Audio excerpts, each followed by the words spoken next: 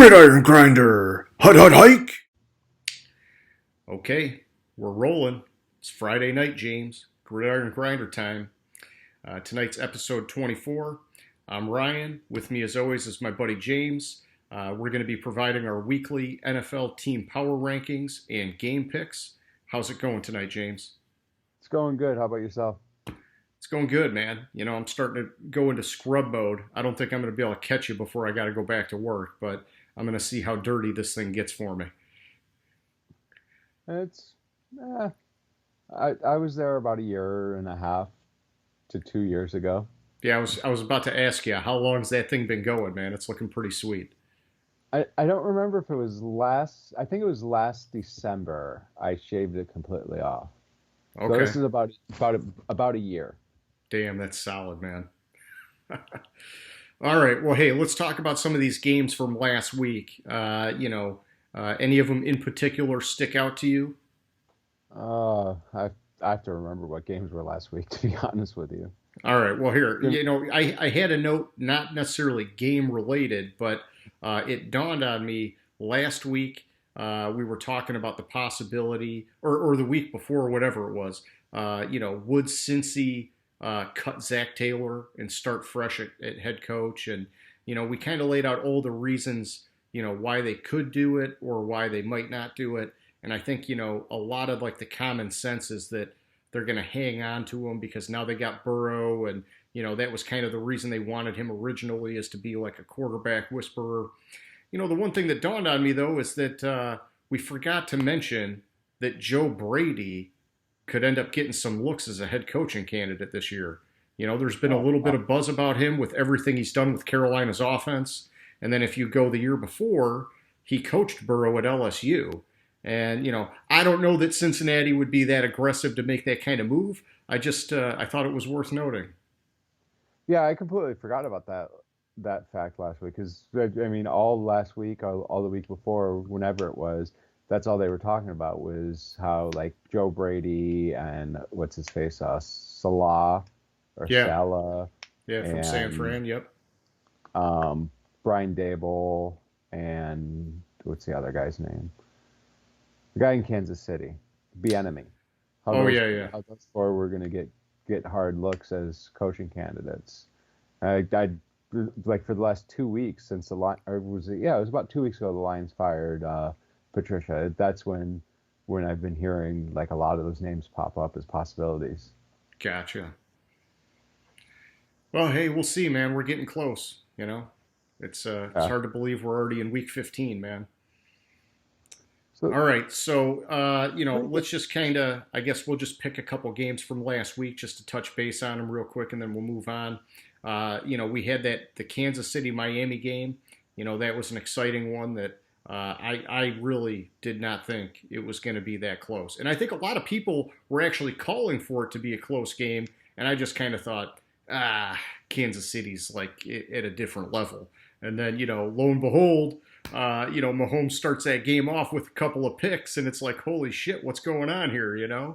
So, So I had actually had it a little bit further apart. I had it 35-24 based on what I was looking at for the game. So I was pretty close to the final score on that one. I didn't think Mahomes would have the worst game of his professional career, but you got to figure that defense is pretty damn good down there in Miami. it is for So sure, especially in the secondary. They've been yeah, solid, man. Yeah.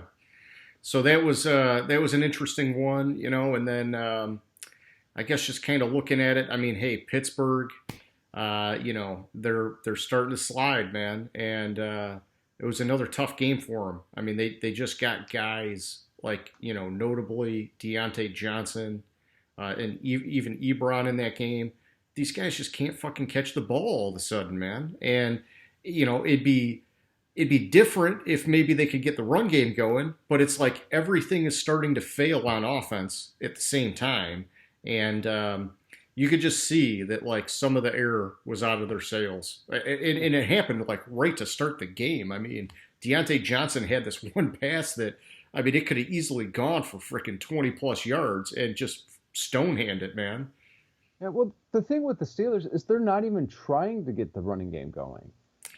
It's tough because it's when I watch it, it just seems like they're so ineffective that yeah, they just don't even bother to stick with it. And the passing game, which has been solid all year, it just these last couple weeks, all of a sudden, everybody and their mom is dropping the ball.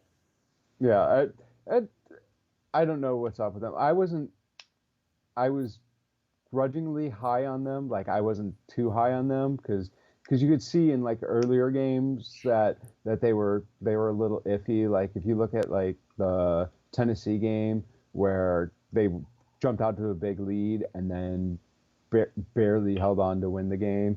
And other games they had other games like that where they're kind of Yeah, shaky. So I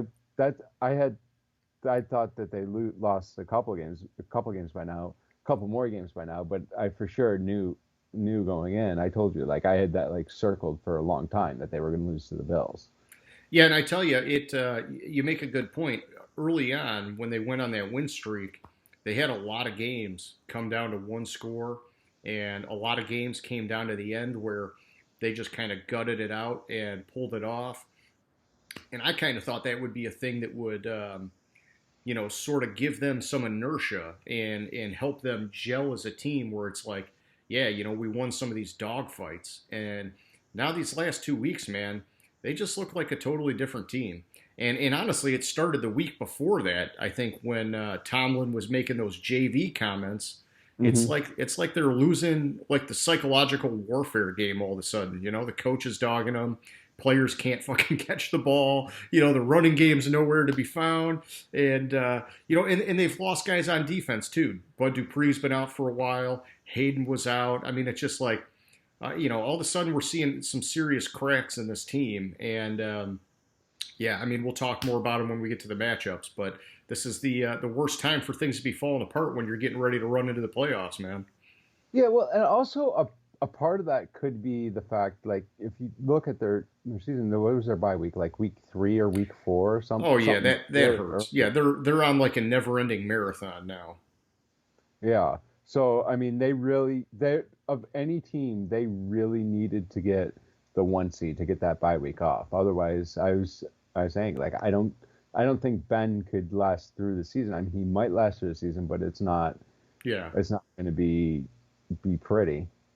yeah, and I mean, what's the alternative now? You just freaking throw it in week 17. Like if you're locked in, but you're not going to get the bye, that's your bye. Yeah. Throw that last week, let everybody get some rest, and then hopefully you're re-energized for the playoffs. Yeah, and the game that really stuck out to me was the Minnesota Tampa Bay game.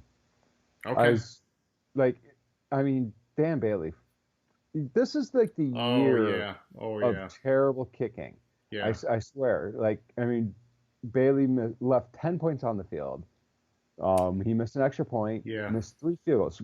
Two of them, one of them, like a 36-yarder and a 46-yarder. And I mean, that's basically killed the entire complexion of the game against Tampa Bay. I thought Minnesota played well in the game. I didn't think Tampa Bay did anything of note really. It's just those missed field goals missed kicks killed them. And you had last night where uh, what's his face? I can't even remember, Badgley, Badgley. or Yeah. Money Badger as he likes to call himself. Oh. Uh, it's probably more like no money Badger because the guy can't make a kick damn save his life. Well, going back to Dan Bailey, honestly, man, he's not really been right ever since he got hurt in Dallas. And, Yeah, like I remember when Minnesota brought him in and he was kind of like refiguring things out. There was some talk that he had to basically learn a slightly new kick. And so, like, his whole, like, motion and everything had changed just a little bit because, like, whatever happened with that injury, it was a thing that was never going to like fully recover. And it seemed like, hey, he figured it out to at least stay, relevant as a kicker in the league. But then, yeah, you see stuff like this from this past week, and you're like, oh shit, man. And with kickers, it's super finicky. I mean, we talked about the wide receivers a minute ago having drops, and they're getting in their own head, and it's hard to break that. When you start missing kicks, It's like that could be it for a kicker. Sometimes they just never get out of that funk. Yeah, which is true. And it's just they need to do something there in Minnesota because this is I think the second or third game this year that kicking has killed them. Yeah. Call up Kickalicious, man. Get him back over here on a work visa. I don't know if you Yeah, remember that guy that the Lions brought in a few years back. It was exciting, but never went anywhere.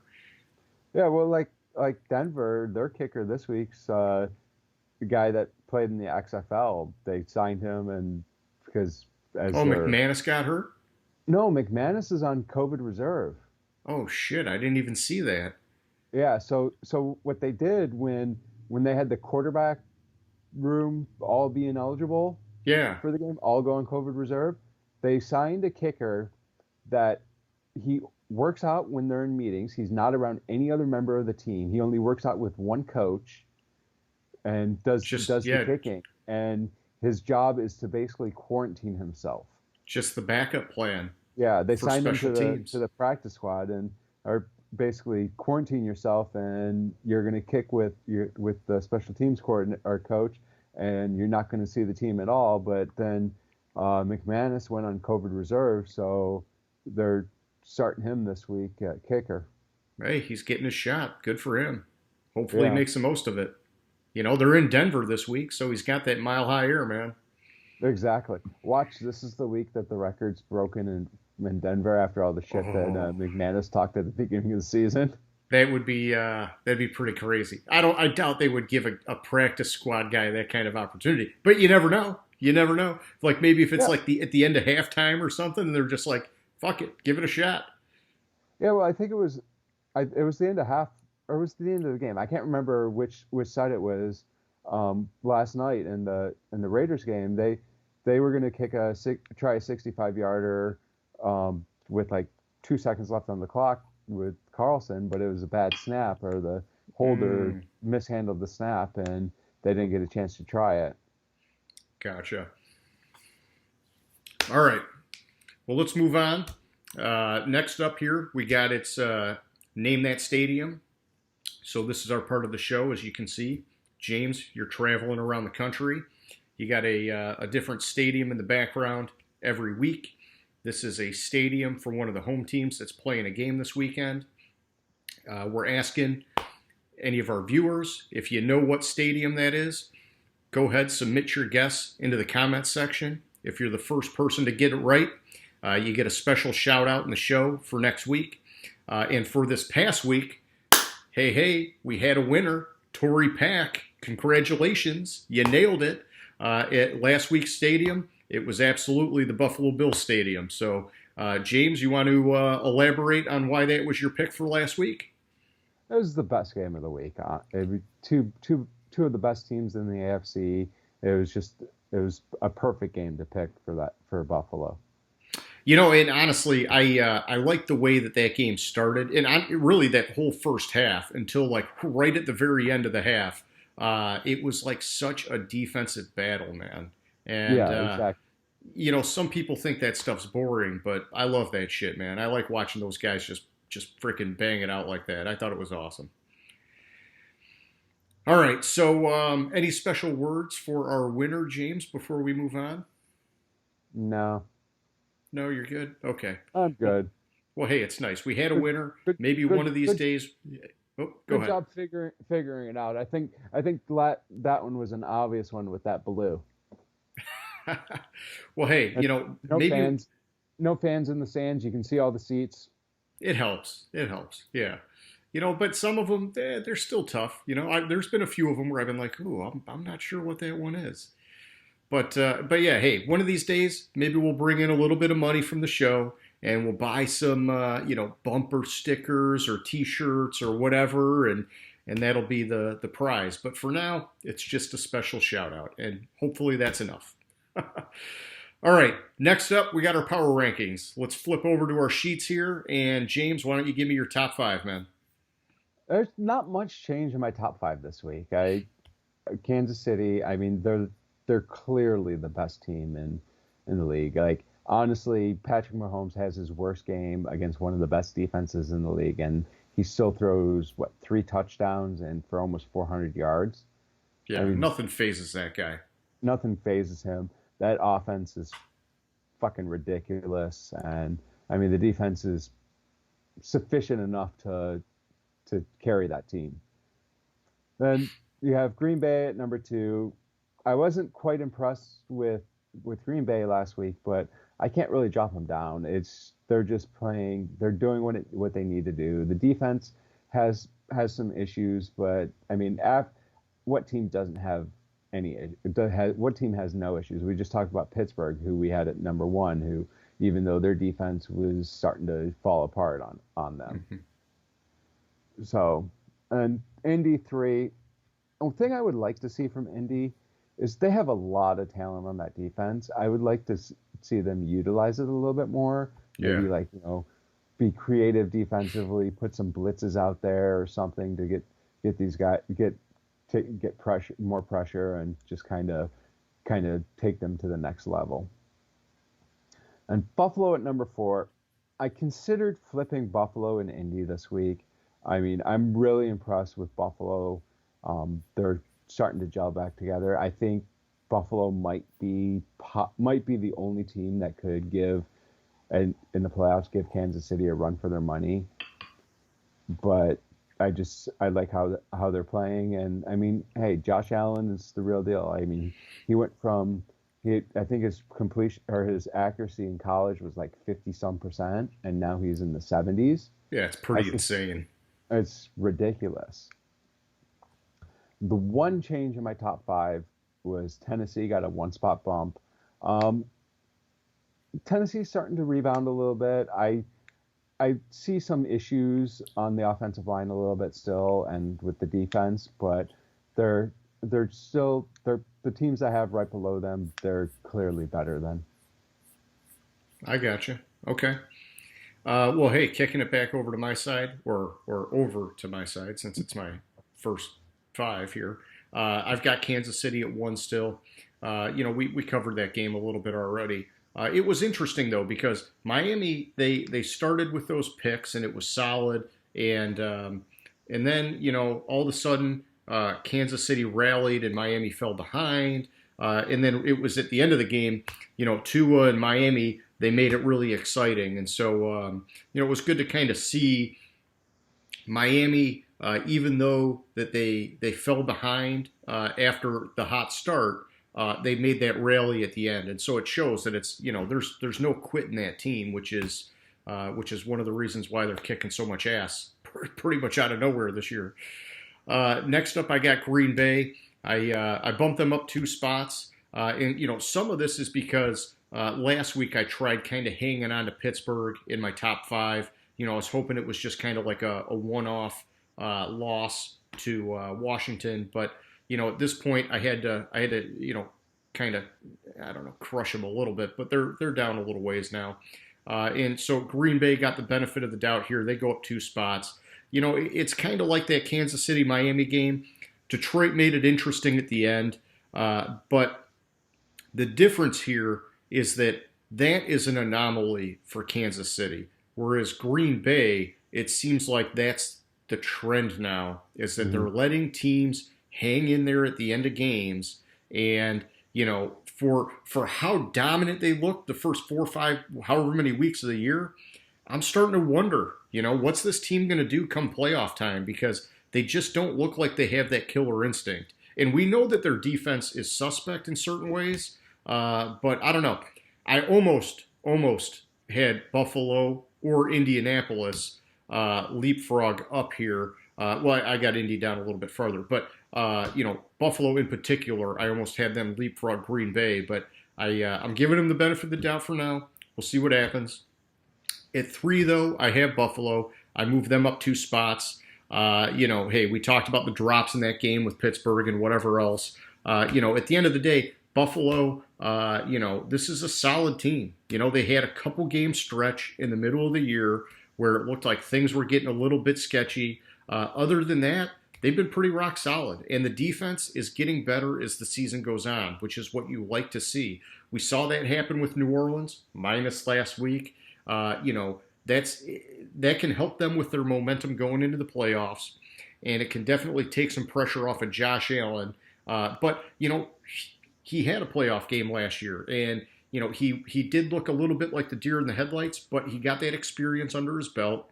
And like you talked about with his completion percentage, he's showing continual progress as a pro. And so I'm excited to see what these guys do come playoff time. At 4, I've got the Rams. I bumped them up 2 spots. Honestly, it was just a solid beatdown all around against the Patriots. Holding them to 3 points. We kind of talked about it, that it just seemed like this matchup was going to be bad for the Pats, where you're pretty much a one-dimensional running team, and now you're going up against one of the best run-stopping defenses, and they crushed them. And then on top of that, it was nice to see Cam Akers go off for 171 yards. Good for the rookie. Lastly here at 5, I've got the Colts.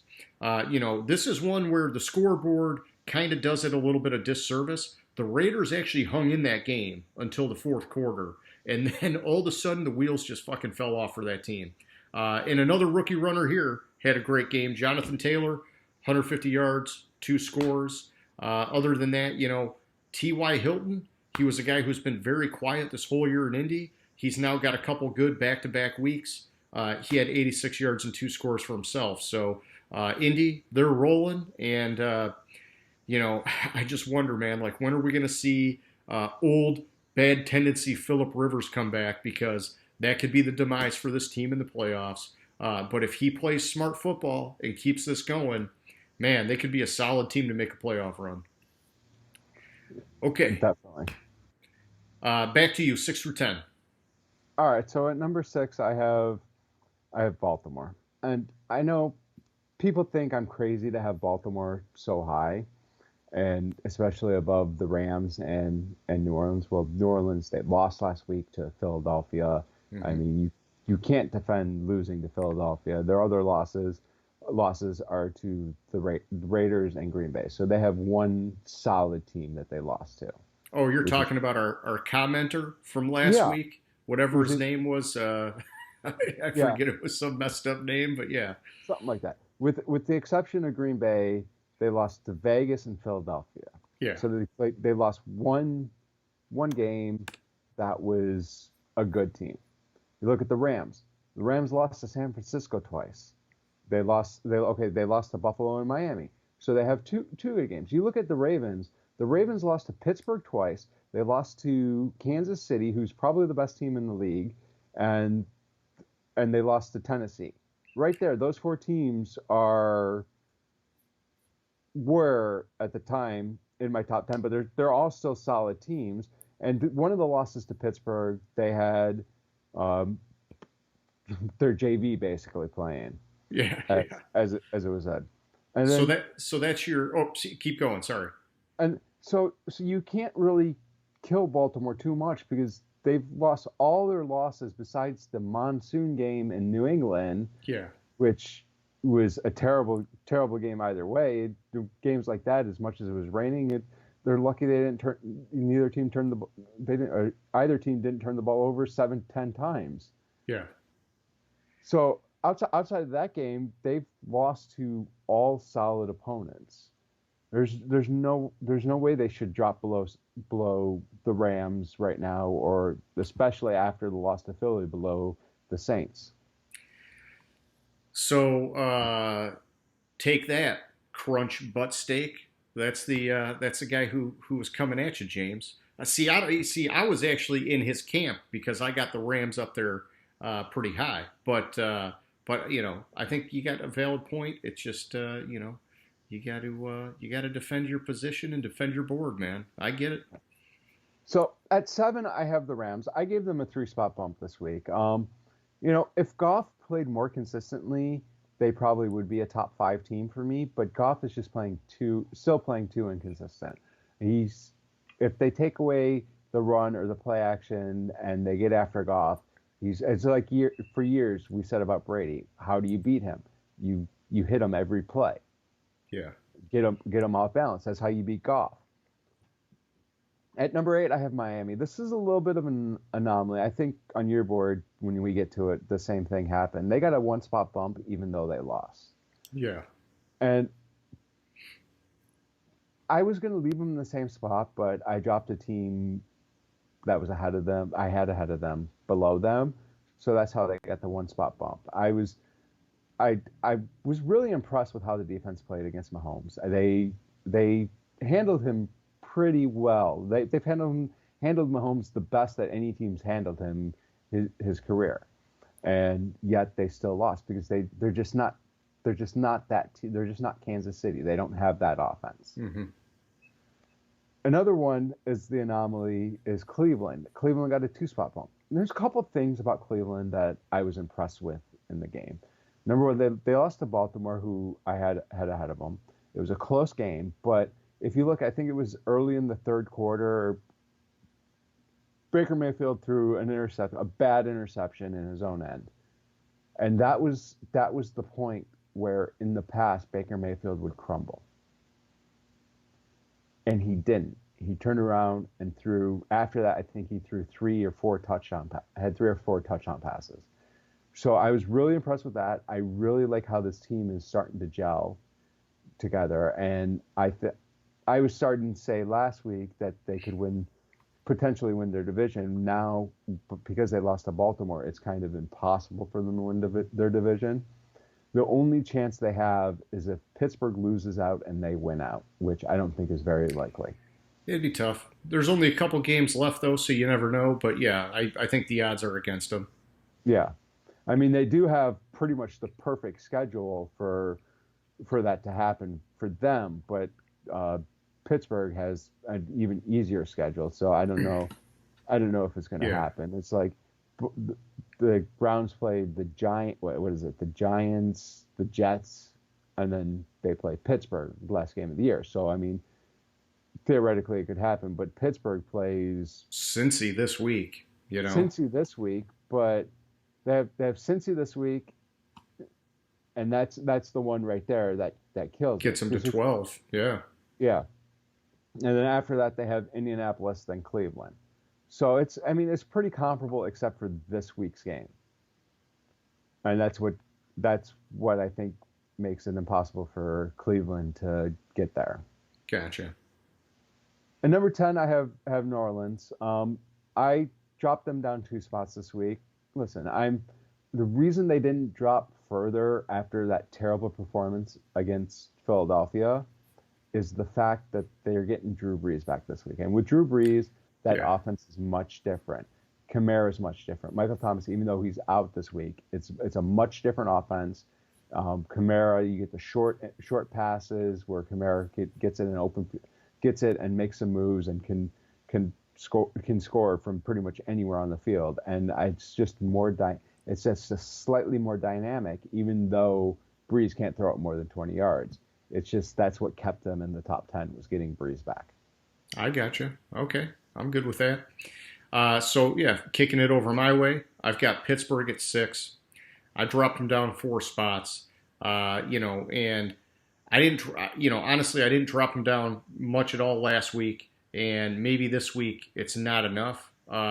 I'm still trying to keep in mind that they did have an 11-0 run, and so I'm trying to look at the full body of work. I think the one thing that kind of concerns me, like you talk about, is it's been forever now since they've had a bye week, and there's not another one coming. And so it's tough. I like this team. Maybe I'm feeling a little bit biased towards this team, but they got to fix the running game. They got to fix the drops, or they're going to keep sliding. And so that's just kind of the bottom line for these guys. I think that this is a good week for them to try and get their heads on straight, but they need to do basically what Seattle did to the Jets.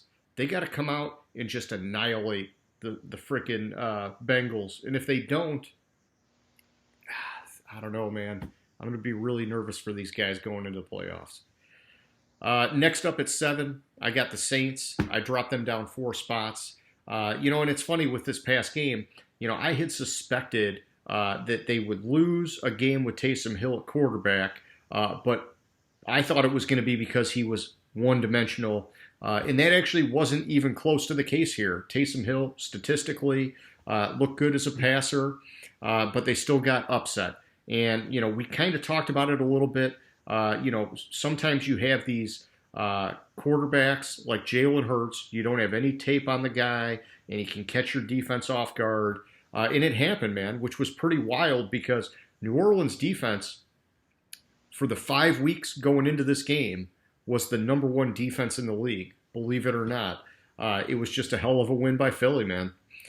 Well, if you look at the game too, like they didn't plan for Jalen Hurts' running ability. No, and he went over 100 yards. Yeah, it'd be a pass play where he just have open field in front of him, and he had huge lanes to run through that he just ran through, get a bunch big chunky yards, and they didn't plan for it. But that's what I liked about Jalen Hurts, and when we talked during the draft, I wanted the Lions to draft him second round. Yeah, we were both bummed about that. Yeah, I wanted the Lions to draft Tua first round, but they should have drafted Tua. I mean, actually, I think Herbert's the better guy. I think they should have drafted Herbert. No, I agree, and I know we're going on a tangent here. Hindsight is always 20/20, but in the draft, the knock on Herbert was that he was lacking accuracy, and the only knock on Tua was how long would it take for him to recover from the injury. Tua was the pick, man. Nobody expected Herbert to come out and be this fucking amazing. I mean, he's not just having a great year as a rookie quarterback. He's having a great year for a quarterback, period. And in the accuracy stuff, throw it out the window, man. They started talking about that like right before the season started, that he looked like he had pinpoint accuracy in training camp or in practices, whatever. And it was like totally contradicting all of the reports of him going into the draft. And I mean, he's proven that accuracy is not an issue. That dude is fucking legit, man. Yeah. But all the reports, I guess, is all I'm saying is they were saying he was the next guy down on the board. And I don't know that any of us were thinking, get him over Tua at the time. No, I know. I thought he was a terrible draft pick for the Chargers. We talked about that too. I didn't think he translated well to the NFL, and you have a whole string of Oregon quarterbacks that don't do well in the NFL. And the thing is, it's very rare. Like you talked about Josh Allen, and Kirk Cousins was another one of these guys coming out of college where he was knocked for the accuracy, and they just said he just doesn't have it. And it's rare in the NFL to see a guy get better with the accuracy. Mm-hmm. And I think that's the impressive part of it is that, we have a few of these sort of anomalies that have overcome that. For Cousins, it was gradual. Every year he got a little better. With Josh Allen, he took a huge step from last season. With Herbert, he took a huge step from just this past freaking year, man, like this past draft. And so it's, you just never know with these guys. Yeah, sure. Okay, so back on track here. At 8, I got Tennessee. I kept them where they were at from last week. I like Tennessee. I like Vrabel. I love the run game, and I'm a Tannehill fan, whatever.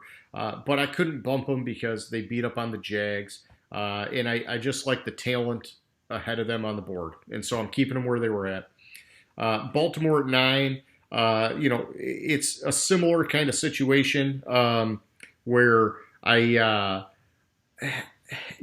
missed some of the game. I missed the fireworks. I read about how Lamar went out and then came back. And, it's just one of these things where I look at the teams above them on the board.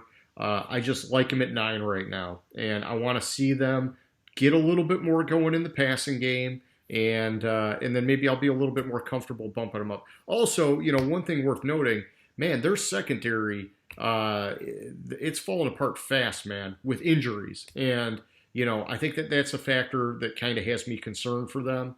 But otherwise, I mean, shit, I love that game, man. Baltimore and Cleveland, 2 solid teams, divisional rivalry kind of game. that's kind of the stuff you like. And too bad I fell asleep for it, but it happens. I'm getting old.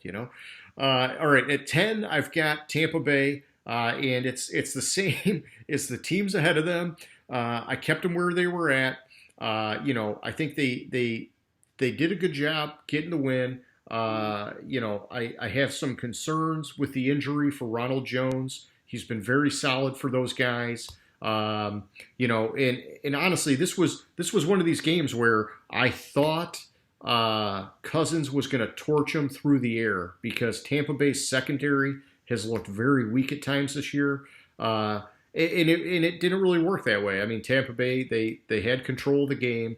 Dalvin Cook got his yards on the ground, but overall they got the win. And, I just don't think that it was like a dominant performance that I would have him jump anybody on my board. So I'm keeping him at 10.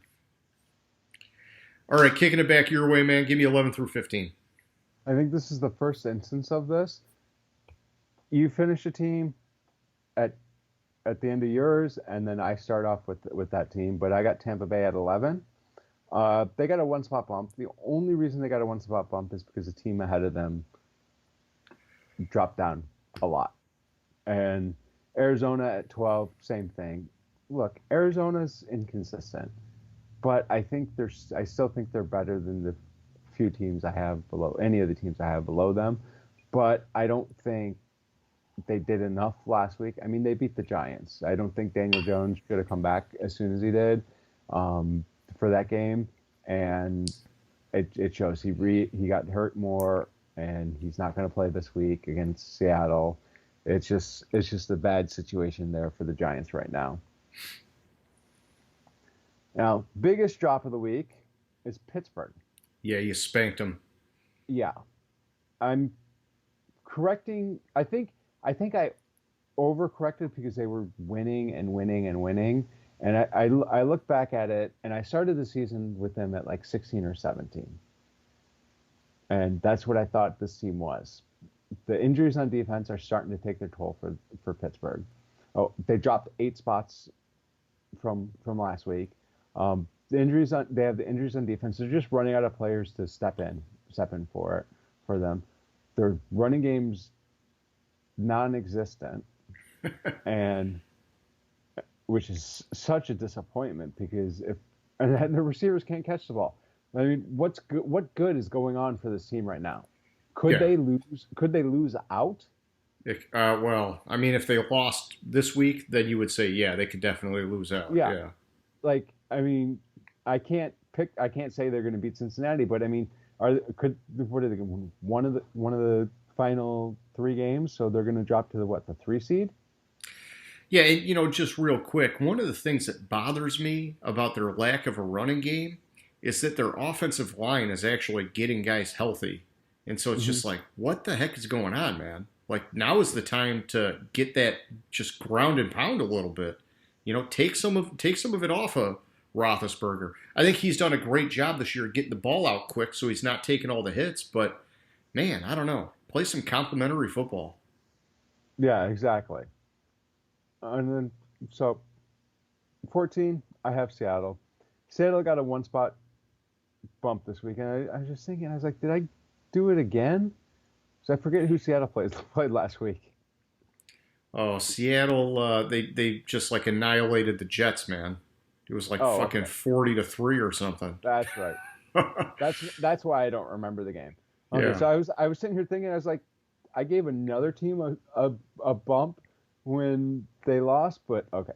No, so, it's like the Raiders basically losing to the Jets. I mean, it should have been a loss. I know. It's like that's the sign of a bad team. Okay, when you let a team like the Jets hang in there like that. On the other side, you got Seattle, which we've questioned a few times this year, but they just showed you they're still a good team because they just fucking. I don't even know how to say it. They just fucking destroyed them, man. Yeah. So they got a 1-spot bump. I have concerns about Seattle. Still, like the thing with Seattle is, yeah, they've allowed less points the last few games. Like I've tried to remember. It was like 3, and then there was like It was like 12 and 15, something stupid like that. Let me look real quick. So yeah, 12 and 17. So the Okay. last 3 games they allowed 17, 12, and 3. But look at the fucking teams they played. Yeah, it's the quality of the opponent. They played Philadelphia, the Giants, and The I'm Jets. sorry, it was 17, 17, and 3. Yeah. I forgot they lost to the Giants. So 17, 17, and 3. Philadelphia, the Giants, and the Jets. Come on. If you allow any of those teams to score more than 20 points on you, you fucking blow. Well said, James. Even though I'm high on the Giants, don't get me wrong. It's just Yeah. All right, Washington had a pretty impressive win this past week. Oh yeah. I thought they looked really good in that game. That defense is fucking ridiculous. Yeah. I can't believe that how good that defense actually is. It's way ahead of schedule, and so they got a three spot bump basically because of their defense. I know they beat San Francisco, and I just knocked San Francisco a couple minutes ago, but that's fine. They're at 15. They got a 3 spot bump. That defense is ridiculous.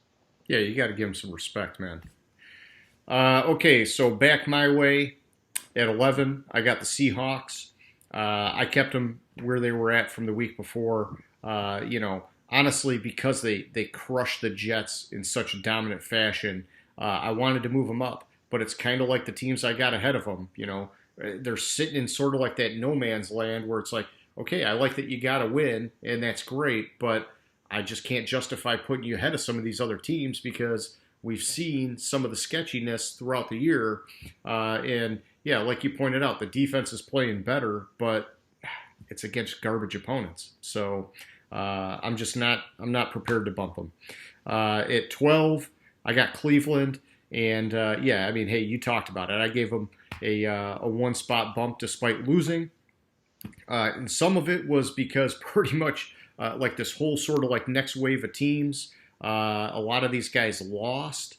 And so, it was easy for me to say, you know what, I'm going to bump them up because I thought it was an impressive game against what has really been a pretty rock solid Baltimore defense. I know I was just talking about some of the injuries in the secondary, but man, I mean, they made that a really exciting game. They put up a shitload of points. And so I'm just giving a little bit of love here.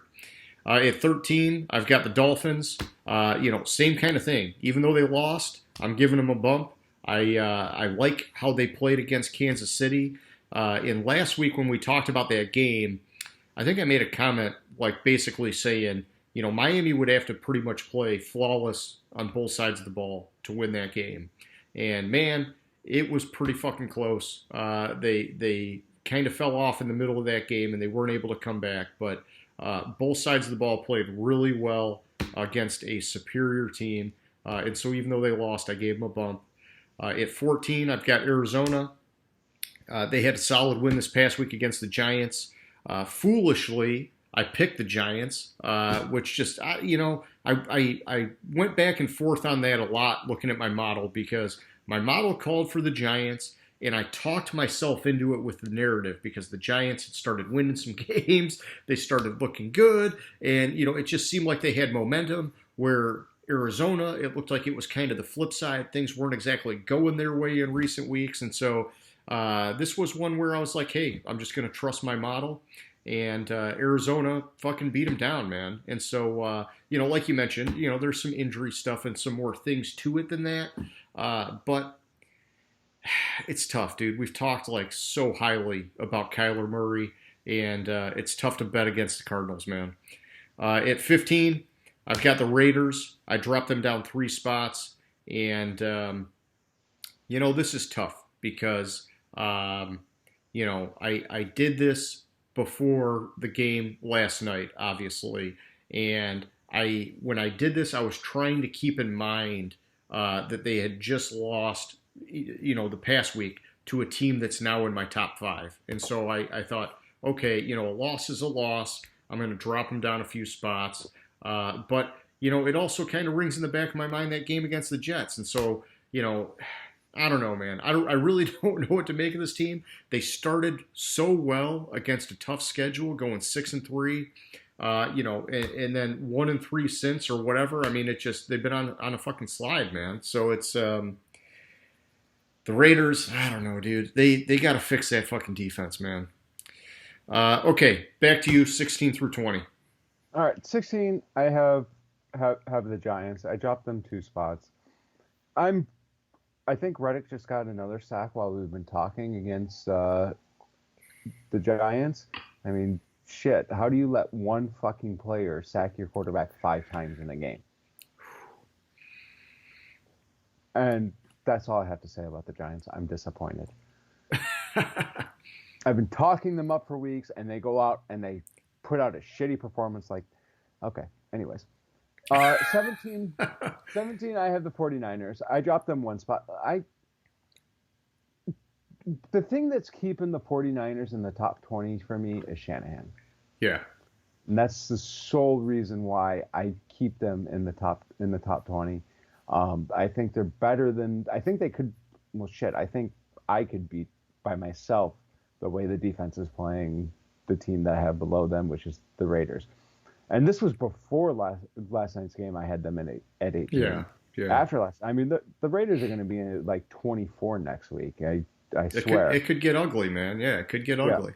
Like, this team, all I have to say about what's wrong with the Raiders is fucking John Gruden came out wearing an Oakland Raiders hat. Not a Vegas Raiders, an Oakland Raiders hat at the start of the game.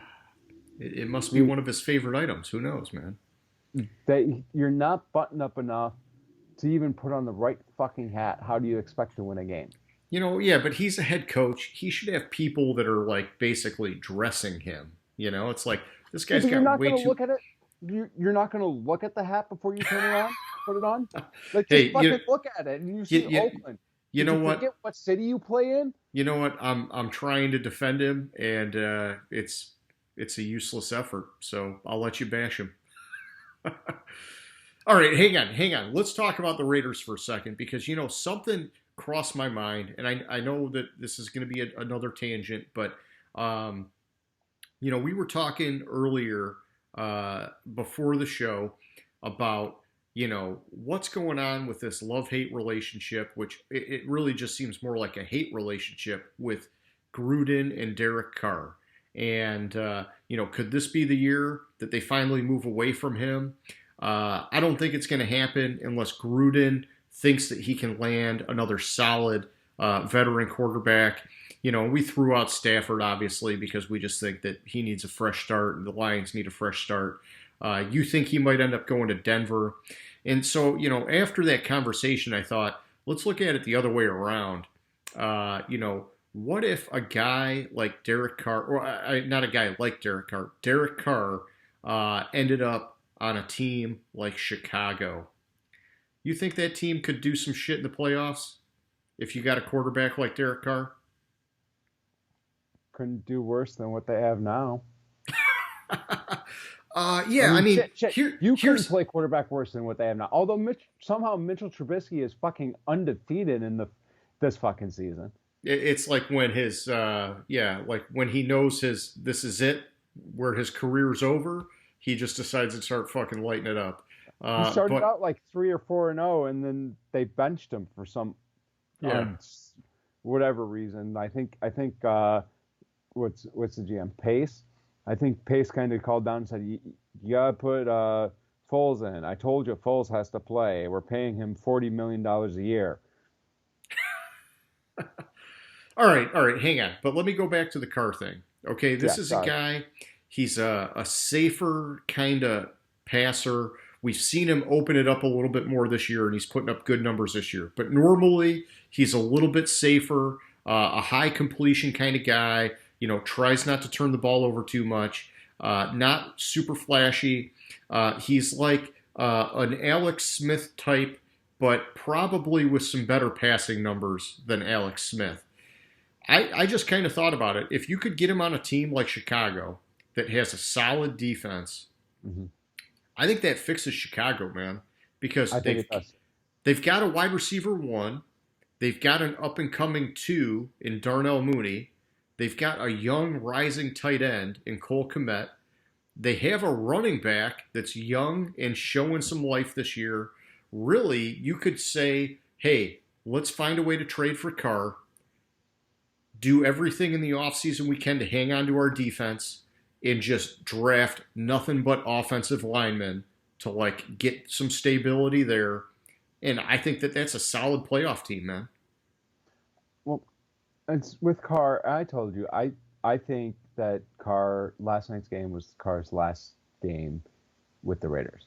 I Yeah. don't think he'll play. He's at least out this coming week, I believe. That was announced. Yeah, I think they might said be he's going to be out like 2 to 3 weeks easily. Yeah, it's a pretty Something like severe thing. Yeah. So I was trying to remember if I was remembering Alex Smith or if it was Carr, because you mentioned Carr, because Alex Smith's out this week. And Mariota showed flashes. I was actually really impressed with Mariota. And the thing that impressed me most with Mariota is he saved that fucking game after that interception he threw by running the guy down and tackling him. If he wouldn't have tackled him, that guy would have scored. They would have lost. But he at least gave them that chance. Yeah. Yeah. I think the other problem with the Raiders is coaching. You look at the third down play in overtime. It was what, third and goal on like the 2 or 3 yard line, or 5 yard, maybe the 5 yard line. And so they roll Mariota out and try to throw the ball to the third string tight end. Yeah. Like why you trying to get that creative or whatever? Right, but he wouldn't have scored. He wasn't in the end zone. He had no blockers in front of him, all defensive players in front of him. He would have been tackled right away, and they would have ended up kicking a field goal. Why you have fucking Darren? What you have Waller, who's on the opposite side of the fucking field, and you roll Mariota away from him. Yeah. You have all your other receivers on the other side of the field, and you're going to throw to your third string tight end. They either overthought it or they didn't think about it at all. Yeah. It's one of the two. Also, how the fuck do you fire your defensive coordinator on a short week? Yeah, and I'll say this. You know what? I think Rod Marinelli can be a great defensive coordinator. But yeah, I mean, he got the job going into a short week. It's not easy. Let's see what he can do with some time, though. I think that no matter who they have at defensive coordinator, they're kind of fucked until they get a little bit more talent on that side of the ball. And I know they got a couple guys hurt too, so it's not just talent. Some of it's injury, but they do need a few more solid pieces, and then a coach can start to work some magic. I don't care how good you are. If the cupboard's bare, you're screwed, man. Yeah, but also defensively, like they've drafted players for that defense that have no business being drafted where they were. Like, no, yeah, you're right. You're absolutely right about that. I mean, it's just like, what the fuck? Yeah. Okay. I'm gonna. You're right. We just took one tangent and kind of like. All right, so back to the board. You were on the Raiders at 18 before I sidetracked everything. At 19, I have Chicago. Chicago got a 3-spot bump. I don't know why. Just because Trubisky decided to blow a team out, so you're giving him a little bit of love? I'm looking at it. I have no clue how they got a 3-spot bump. If they did, I just let me see. So I took. Hey, I'll just tell you, I gave him a 4-spot bump. So andLl give you all my reasons, but Okay, I dropped teams below them. So I thought a couple teams showed they were actually a little bit worse than them this past week. So I think that's how they got the 3-spot bump. 20, I have Minnesota. They got a 1-spot bump. With Minnesota, they just need to be more consistent. Yeah. They need a kicker that can make a fucking field goal or kick an extra point. I mean, come on. What is the extra point now? 18 yards? Come on.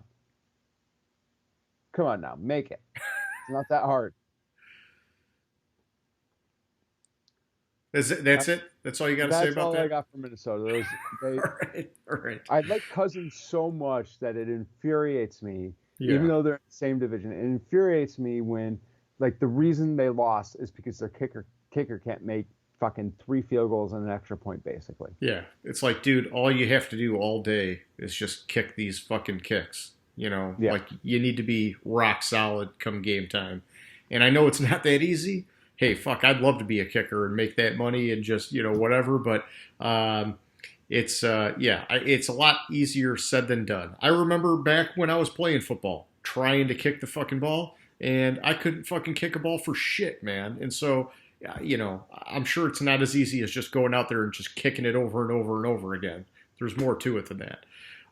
But, whatever. Going to my board, 15 through 20, or I mean, 16 through 20. At 16, I've got Washington. I moved them up 4 spots.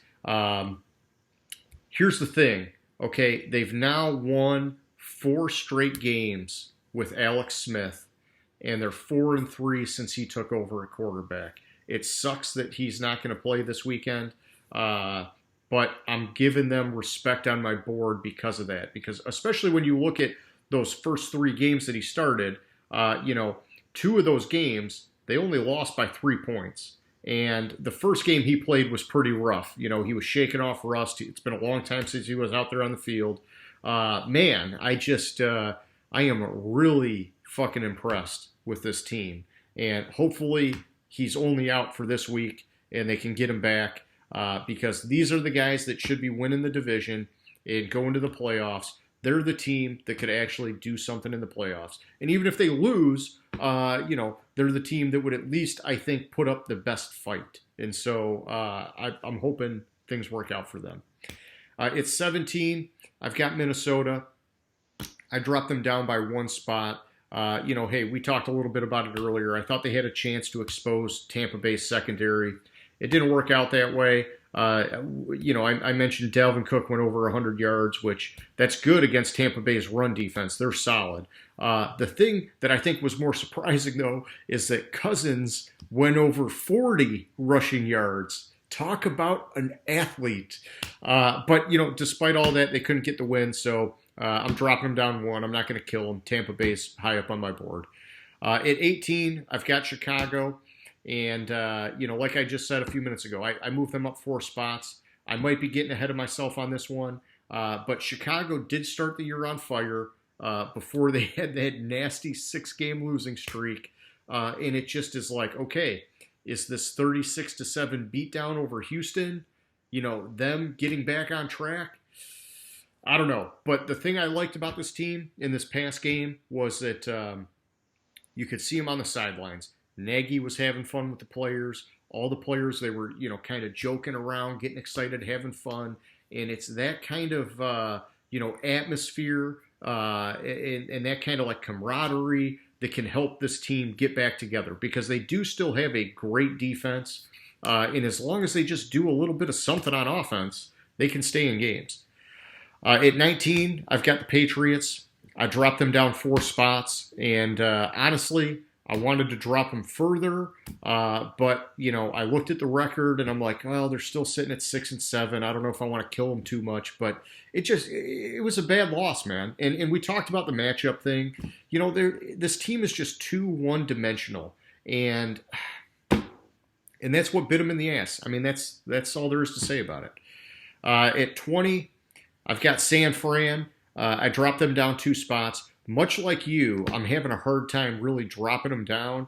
And like 20, I feel like, wow, like how did I already get them down this far? But, Washington, they've been rising. San Fran, they're still just littered with injuries, man. And Shanahan's worked some magic this year. I'm still shocked that they're 5-8 with all the injuries. And so, I'm keeping them at 20 for now. We'll see. I'm dropping them to 20 for now. We'll see what happens from here. Back to you, man. 21 through 25. All right, 21. I have Houston. I was really unimpressed with how they played against Chicago. I think 21 might be still a little bit high for them. But you know, that's where I have them. I think it might have been an anomaly against Chicago. It was just the perfect storm with that game, but I did not see a beatdown happening. I think even picked Houston to win the damn game, and oh well. Uh, another one of the little anomalies is, I think it's an anomaly. Denver. Did I have Denver? Did Denver win last week? Remind me. Oh, Denver lit it up with Yeah, frickin' Drew Lock having a career day, 4 touchdowns. exactly. Fucking yeah, No, exactly. But did they win the game or did they lose the game? they won. Okay. So then they got a one spot bump. But like with Denver, I remember Drew Lock. It was the Panthers game. That's right. Yeah. Okay. So yeah, but I remember Drew Lock had a solid game, which was a surprise because I didn't think he had it in him. And like you said earlier, everything I'm hearing rumor wise out there is that John Elway is going to go out and say, Detroit, what do you want for Stafford? Just give him to me. Name your price. Let's make it happen. 3 first-round picks. Exactly. No, I mean it won't happen. Stafford, he's too far along in his career to get some huge kind of return. But if Denver's that desperate, I mean, you should be able to at least get a first in maybe a pair of seconds or something. Well, that's probably even a bit too much, but I don't know. I'm a Detroit fan. I'm hoping it's good. And Yeah. a first in 2 seconds, it's not going to be that good. But maybe a first in a future second. I think that's reasonable. Right, but I think that's what Drew Lock needs is a veteran like Stafford to come in. Drew Lock hold the clipboard for a couple of years. Oh, so you're saying hang on to him? Don't Yeah. even Let's get Stafford and let's hang on to you because we're going to need you in a few years. Yeah, because I see these flashes from Drew Lock that make me think this guy That's is true. Yeah, this guy yeah. can be a solid quarterback, and Elway got it right. And then he has these flashes where it's like, is is that is that Joey Harrington playing for Denver? We talked about it earlier in the year, man. There's a lot of immaturity with him, Yeah, and maybe you're right. Maybe he just needs time, a little bit of time to grow up, a little bit of time to become more professional, and then yeah, he could let it rip. I mean, he showed it. He just had a 4 touchdown game, so obviously some of the skills there. It's just that he's got to be able to exhibit that more regularly. yeah. I dropped New England to 23, down 3 spots. I think I got a little bit over Overhating. anxious. Oh no, over. I dropped them 3 spots from 20. I had them at 20. I think 20. I got a little bit overzealous with the rise after the Chargers game, Okay. and they Oh yeah, had yeah. to The come back beatdown. down a little bit. So Dallas, That's the thing with New England, man. They've had these games all year where like one week they look like they could just dominate, and then another week they look like absolute fucking dog shit. so I was gonna hit on this and with the picks, but I'm gonna go off on a little tangent here. Okay. What do you think Bill Belichick's record in his time in New England is against rookie quarterbacks? Oh, I gotta believe it's dominant. It's 21-5. Yeah. The last rookie quarterback he lost to, weirdly, was Geno Smith in 2013. Ooh, that's a bad one to lose. It was a 30-27 overtime game.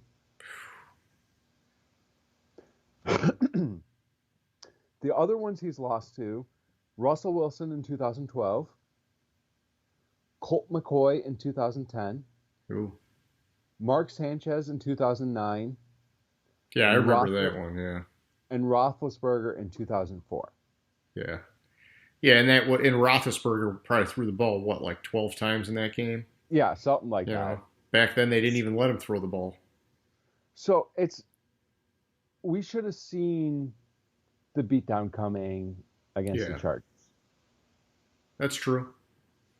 We didn't see it, and we're like, oh wait, maybe New England's better than we No, wait. No. No, Not did I so just say much. that? Yeah, Not so much. All right. Sorry. I'll get back to my board, but I just thought that hey, was an it's cool. I like the tangents. interesting stat. 24, I have Dallas. Dallas got a two-spot bump. Man, you're saying, yeah, they beat Cincinnati. Yes, they did. But I also dropped two teams down below them. So that's kind of why they got a two-spot bump. Philadelphia got a three-spot bump. They beat New Orleans. I like Jalen Hurts. I like what I saw from Jalen Hurts. I think Philadelphia is Could be turning it around, man. in a better position with Jalen Hurts. I've been saying it for about 5 weeks that they should start Jalen Hurts. Yeah, They finally listened to me, and and it worked. obviously they didn't directly listen to me, but Well, I've been maybe we don't know that. You could take the true, credit for it. You know, true, maybe they were one of our 8 viewers from a week or two ago or whatever, and they're like, shit, this guy looks like he knows what he's talking about. and I think one of the problems with Philly is I don't see them moving on from Wentz because they owe him too much money. It's complicated, and that was going to be my question of the week originally, but I decided not to go into it because that's like a whole fucking show on its own when you start Yeah, looking at all the finances involved. yeah, and if they can find a team, an interesting prospect I heard for Wentz, and I don't know if India would do it, but Oh trading yeah, him to Minneapolis. yeah, Frank Reich, the connection. Wentz had his Exactly. best year with Frank Reich as his coach. So I mean, I think it's a great spot. I think it'd be a great move for Indy because now you got that younger quarterback. I mean, not that he's like a spring chicken, but he's on the younger side of his career for sure, and he has the connection with the coach. The defense is solid. It's a great offensive line. I think that would be a wonderful landing spot for Carson Wentz. But yeah, like you said, I think the finances muck it up pretty good, and I don't know if it'll happen, but time will tell. Exactly. I So I just like what I saw, and the thing with Philly is every week they seem to be getting a little bit healthier and a little bit healthier. And with Hurts and what Hurts was able to do against New Orleans, who had one of the best rush defenses. They have one of the best defenses in the league yeah. overall, and Hurts was able to light it up. They what was it, 50 games they hadn't allowed a 100-yard rusher. Oh shit, I didn't 53 know games. that. And they allowed two. They allowed Yeah, Hurts two in the and same Miles game. Sanders Yeah, the same fucking game. yeah, that was impressive. Oh yeah, So, I mean, I like what I see out of Philadelphia with Hurts, but sadly, we only have two or three more games of it. yeah, I gotcha. So some of these, man, honestly, I feel like you're almost like a week ahead of me with some of these. Like you're jumping on those bandwagons where I'm kind of like, I need to see another week of it before I go gung ho. But all right, flipping it over to my side, looking at 21 through 25. This one I'm sure is going to throw you off here. But I put Atlanta at 21. I moved them up 4 spots. On the surface, I am sure it looks crazy, especially considering that they just lost to the Chargers last week, not last night. But here's the thing, and you just got to hear me out. After I did some deeper digging into the team and their record and everything that's been going on, these guys are 4-4 under Raheem Morris as the interim head coach. And, I think when you look at some of those losses, like the Detroit game, it was such a fucking close game. If they had this kind of just like the way that they've been working together this whole year and the way they've been coached the whole year, this could be a 500 team that could be sitting squarely in the middle of my board, and 21 is low. And so, I don't know. This was kind of my adjustment where I said, let's look at them now with Raheem Morris and what he's done. And I felt like I had to do an adjustment for him. And so I bumped them up a bit. The next one I got on here is 22 is the New York Giants. I moved them down 1 spot. Hey, we talked about it. They got spanked by the Cardinals. and it's tough because, you've been repeatedly these last few weeks, pumping this team up. And I know today, it kind of sucked. You felt like they let you down a little bit because you've been talking them up and now they get their shit pushed in. But, one thing that I think you can take some comfort in is similar to like what I looked at with Atlanta. These guys started the year 0-5, and they're now sitting at 5-8. I mean, that's like really fucking solid progression, man. And so, whether they lost this past week or not, it was a new coach without an off season that got smoked out of the gate, and the guy got his shit together, and this team is moving in the right direction. It's real progression. At 23, I got Denver. I bumped them up 3 spots from last week. At this point in the year, we've seen the good, the bad, and the ugly. I think they just beat a very good, better than advertised Carolina team. In Locke, played some damn good football. As much as I hate them, I bumped them up 3 spots. At 24, I got Houston. And hey, we talked about Houston last week that, I thought Will Fuller being gone is going to hurt this team. I don't know that that's necessarily what happened this past week. There had to be more to the story, but geez, they just got beat down. So, I'm dropping them 1 because they're already kind of low, but they have played well since they made the coaching change as well. At 25, I've got the Lions. The only reason I dropped them down 1 spot is because they kept it interesting against the Packers. And we talked about it. They just historically play well against Green Bay at Ford Field. Despite there not really being a home field advantage, it held true in this one.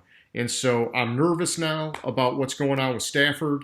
I heard he might play even without practicing.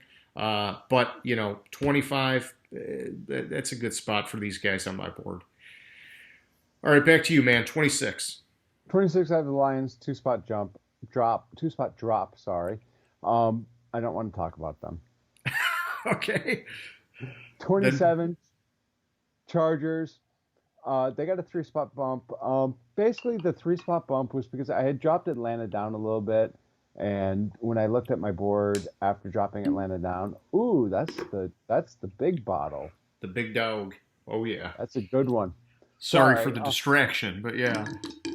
So when I looked at my board after I did my adjustments for this past week, I looked and I saw that I had Atlanta and Chargers. I originally had it 27 Atlanta, 28 the Chargers. Chargers beat Atlanta. When they're that close, you got to flip it. Mm-hmm. 28 Atlanta, 3-spot drop after losing to the Chargers. They lost to the Chargers. The Chargers, very few teams can out Anthony Lynn. And Atlanta did that. And last night, the Raiders did that. After last night's game, the Raiders might not even be in my top 20. Yeah. We'll see. I agree with what you're saying about Atlanta. My thing is, I don't really see them actually beating many of the teams that I have ahead of them. I like what I see. I like the fight I'm seeing with the new head Morris's head coach or as interim head coach. They have a lot of injuries, and I want to be on the bandwagon for them and bring them up higher. I just can't quite do that just yet. After this week, maybe. It's your board, man. You got to do what you got to do. 29, I have Carolina. Carolina stayed at 29. Thing with Carolina is they probably would have dropped the spot, but I dropped the Bengals down to 33 spots. Thing with the Bengals is you lost to fucking Dallas. Do you know how bad you have to be to lose to fucking Dallas? Yeah, Dallas's defense is playing better lately, and it was like the Andy Dalton revenge game, but I know what you mean. Yeah, it's just this team. I needed to finally fix. I was holding out hope, but without Burrow, this team is nothing. Yeah, they're fucked. Okay, over to my side. 26. I've got the Chargers. I bumped them up one spot. They played well against the Falcons. We're going back the week before. Uh, you know, I didn't go crazy. I gave him a bump. I'm sure I'm going to give him a healthier bump this next week after seeing what I saw last night. At 27, I've got the Panthers, and this one I killed him, and I know it was long overdue. I dropped him down 8 spots. I mean, you got him even lower than this, but man, this was the team I've talked about it. It's like they play tricks on me. I watch them play, and I'm like, wow, they look so good. But then it's like, but wait a minute, they fucking aren't winning any fucking games. And so it's like, hey, enough's enough. I had to kill them on the board. Now they got to prove it if they want to go up. The one thing that surprises me, that I've been hearing a lot this week is that people are calling for Bridgewater to get out of there. They're basically calling for his head. And I'm not getting it because, let's just look at this last game in particular. 75% completion percentage, over 280 passing yards, over 30 rushing yards. I mean, it just seems to me like maybe they should focus on the defense or one of the parts of the team that's really not fucking getting it done. Because Bridgewater has played great for a guy coming out of nowhere and basically being reinserted as a starting quarterback in this league. And so, I don't know. I think it's harsh. Yeah, is there somebody better out there? Sure. You could get lucky and draft a fucking Herbert or whatever. But I think they did a pretty damn good job getting Bridgewater, and he's done pretty good since he's been there. At 28, I got Philly. I almost moved these guys ahead of Carolina and the Chargers, actually. It's kind of like what you're saying, man. It's Jalen Hurts comes in. Is that what this team needed to turn them around? I don't know, man. 200-yard rushers in the same game. Hopefully Hurts is the leader that this team has been needing because they do have talent on both sides of the ball. And the shit just has not been clicking this whole year. And, whatever reason that was, maybe because Hurts got in Wentz's head and he was afraid of the competition and he just couldn't fucking figure it out. Who knows? But they upset the Saints, which was impressive. And so, I could have moved him up higher. But like I kind of said, I feel inclined to need to see it another time. And then I'll give him a solid move forward. At 29, I got Dallas. And hey, it's great. They got the decisive victory over the Bengals. But it's the Bengals. That on its own is not enough for me to give them a bump. And then 30, I've got the Bengals. Like you said, they're dead in the water without Burrow. And I'm not expecting them to get another win, man. They've got Pittsburgh this week. Then they've got Houston, and they finish it up with Baltimore. This is the end of the road for these guys. So, they're sitting at 30, and I'm sure they're going to stay solidly at 30 on my board. Okay, down to the dogs, man. 31 and 32. I don't think much has changed in here, but you might have some commentary. What do you got to say, James? Only reason why Jacksonville is still ahead of the Jets is because of the simple fact that I actually see real fight out of Jacksonville. And they got one win. I think they're worse than the Jets, but they have that fight. I think we should have been able to predict that one win. That it was the first game of the year. It was a short off season. Rivers had a new offense. Minshew mania. It was just one of those situations where, ironically, that one lucky win and timing wise might keep them out of the number one pick. 32 out of the Jets. The Jets. That's it. One positive for the Jets is, what's his face? Becton's playing fucking phenomenal. Oh yeah, that guy. He is like just a fucking mountain of a man, dude. Yeah, I think he allowed one pressure this past week. Yeah. One QB pressure this past week. Yeah, and I worry about guys like that when they get drafted because when they're that fucking big, it's like, man, I don't know. Can they can they move quick enough at the NFL level to keep their quarterback clean? And yeah, he's had a really good year when he's played. I know he's missed some time, but he's had a really good year. All right, The so thing for the Jets though is at least they have a good, at least one good offensive lineman when they draft Trevor Lawrence if they get the #1 pick and they get that quarterback that can protect them instead of like Cincinnati who didn't have a single damn offensive lineman and got their fucking rookie quarterback hurt. no, and that's James. That's the sequence. Of course, they did it backwards because they thought Darnold was going to be the guy. But in my opinion, you build the offensive line before you get your quarterback, and I know you share that opinion. Yeah, I mean you're saying that we're in agreement. All right, so 31 and 32. Yep, I've got Jacksonville and the New York Jets, same as they've been for quite a long time. The only thing I really got to say about Jacksonville is that I do believe with Minshew at quarterback that they're a better team than the Bengals today, lacking Joe Burrow. The problem is neither of these teams are going to get another win. And Cincinnati has one more win than Jacksonville. And so I was like, hey, fuck it. I'm going to keep them where they're at. Looking at Jacksonville, they're playing Baltimore this week. Then they got Chicago and they got Indy. And so, you know, these Chicago. Any given Sunday, I got you. But and hey, if that happens, that's my week to move them over Cincinnati. But I just think these bottom teams, they're pretty much locked in. The Jets, I mean, hey, listen. Here's what I got to say about the Jets. Okay, they're near that rarefied territory in a bad way where 0-16 is like so freaking close. And as a Lions fan, it might sound stupid, but I'm actually a little bit protective of that 0-16, badge that we get to wear.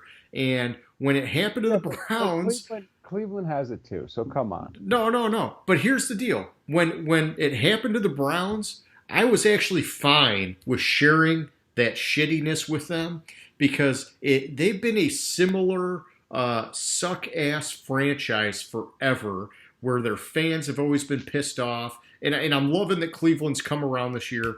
But the Jets, man, the Jets have had some success over time.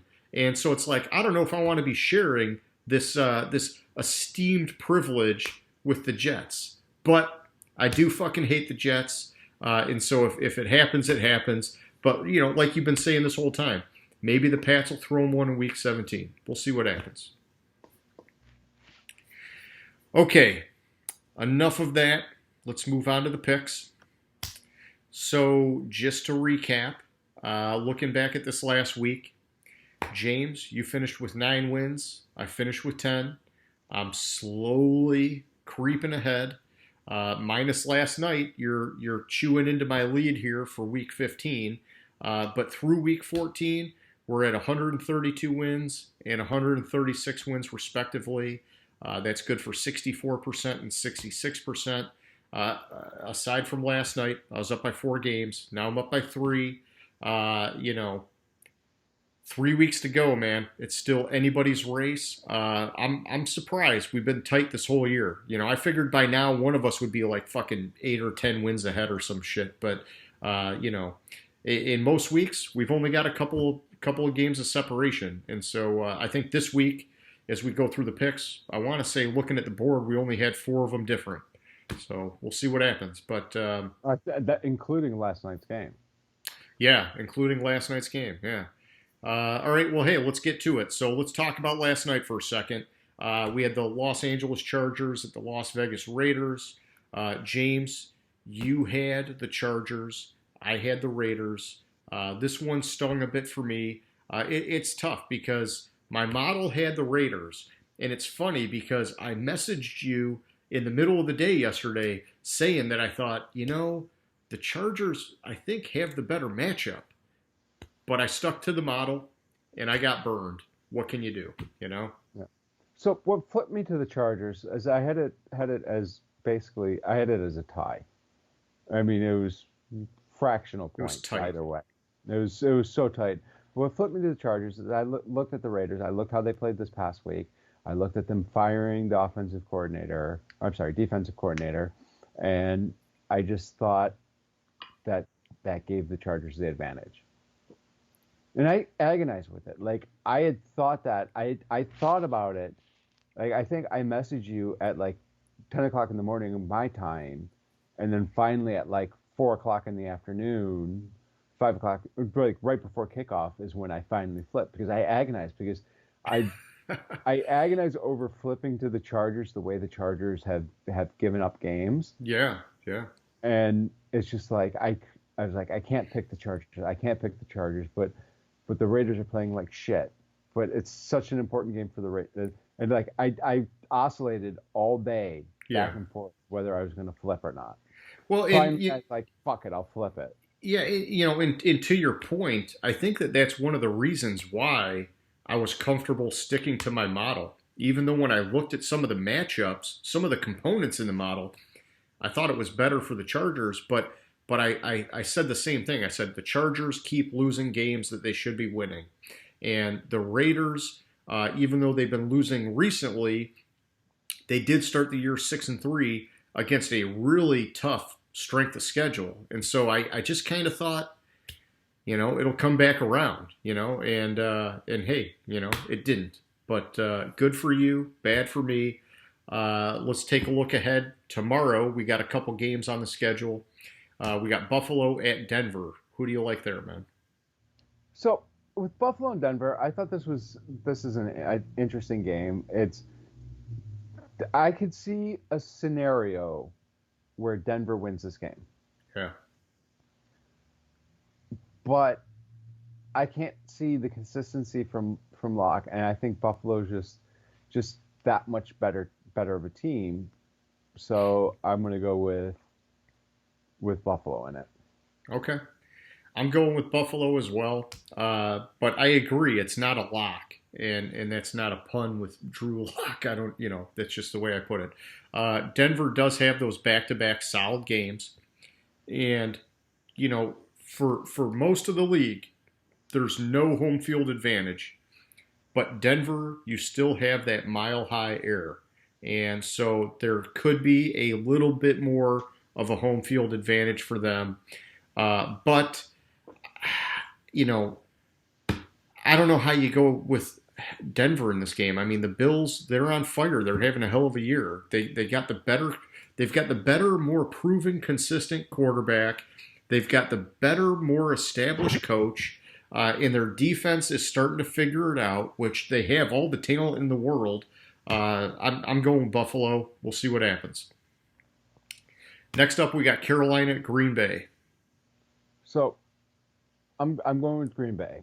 One thing I thought was interesting that as I was looking at this game, including the last 3 games that Aaron Rodgers has played, this year he has 9 games with at least 3 touchdown passes and 0 interceptions. He's fucking badass, man. He's playing ridiculously well, and I think it'll be hard pressed for the MVP voters to pick somebody besides him. Even as well as Mahomes is playing, Rodgers is playing that much better. Yeah, it'll be interesting to see what happens there. I always worry about some of that's like a popularity contest, and Mahomes is like the new guy in town, and Rodgers is kind of like faded in the background a little bit.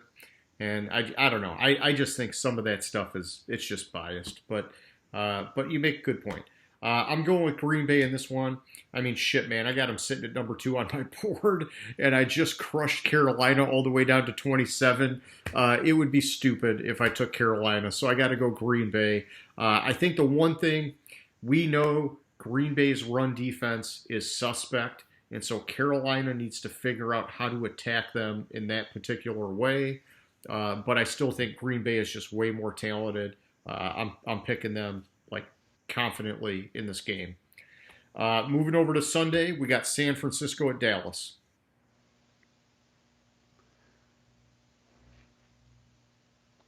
San Francisco. I gotta go with Shanahan. I don't like how Dallas is playing. Yeah, they beat the Bengals last week. I just don't It's like the what I see out of Bengals. it. Yeah, It's the yeah. Bengals. I don't like what I'm seeing on it. Although interestingly, this as I pull up my notes, Nick Mullins has thrown interceptions since week 8. Drew Lock has thrown 9 since week 8, and Matt Ryan has thrown 8 since week 8. It's just ridiculous. That's all I was saying. Is That's Just just ridiculous. just shooting out some stats. I got you. Yeah, I just little interesting tidbit about Mullins that's a lot of interceptions in that span. Yeah, yeah. He's got to chill it out, especially because they've got, I think, all of their running backs finally back healthy. I mean, Yeah, I think I they do. yeah. I mean, just let's. I don't know, but yeah, I'm in the same boat as you. I'm going with the 49ers, basically because of Shanahan. Honestly, Dallas, yeah, their defense is playing better. Andy Dalton's getting more comfortable in that offense. I would not be surprised if Dallas upset them, but I really couldn't even call it an upset when I think about all the injuries that the 49ers still have. But I do like the 49ers to win this one. Next up, I got Seattle at Washington. So this game hinged on who was starting at quarterback for Washington. The way that defense in Washington is playing, if Alex Smith, even a hobbled Alex Smith, was starting this game, I would pick Washington. He's ruled out this week, and I don't think Dwayne Haskins is a legitimate NFL quarterback. So I'm going with Seattle. Although Russell Wilson is going to be running for his damn life in this game. I think I'd read that they something like 50 some percent of the passing plays, 58 QB pressures, the highest win rate, and they beat their blocks in 2.5 seconds. 2.5 seconds. 61% of the time. Yeah, and we know that Seattle's offensive line is one of their weak spots. Yeah. So that's So that. Russell Wilson's going to be running for his damn life, but I don't think Washington can win with Haskins against Seattle. So Yeah, I mean, it depends because, we did see some flashes from Haskins, and I wonder, did they just not give him enough time or what? But we also saw enough stupid shit from Haskins that it's like, well, yeah, I mean, you got a new coach, new regime. They don't want to fuck with it. They don't want to wait for him. And so mhm. I got it. In this game, I'm going with Seattle. I mean, fuck, they just put up 40 points against the Jets. And I know it's the Jets, they suck ass, but when you put up 40 points on someone and you only hold them to 3, it means that, you're playing for real football. And I think it's definitely going to be a lot harder against a Washington defense, like you're saying. I just like Seattle in this game, man. Next up, we got Chicago at Minnesota. I do not like picking this game. I like seriously. Can I pick a tie? I mean, you can, I suppose. I mean, it's it's. I'm going with Minnesota because of Cousins. I think Trubisky tends to struggle against Minnesota for some reason. He plays like his best football ever against the Lions, and he sucks ass against Minnesota. Yeah. So I'm going to go with Minnesota. I'm not very confident in it, but I'm with Minnesota. Hey, you got to do what you got to do, man. I'm on the other side of the fence on this one. I'm going with Chicago. I think, Trubisky, he's making the most of his final shots as a starting quarterback. Can he continue that hot streak? I don't know, man. It seems unlikely.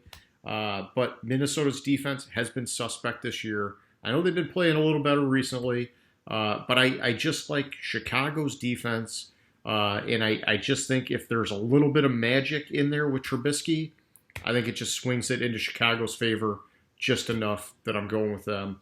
I think the smarter thing is kind of what you're doing, going with Cousins and the Vikings. They seem like the safer pick, but I don't know. I'm going with Chicago, and we'll see. We'll see how it plays out. It's tough, dude. It's a tough one. Next up, we got the Patriots at the Dolphins. This game is a struggle for me. I love what I'm seeing in Miami. I think what I'm seeing in New England, it reminds me of a pile of shit.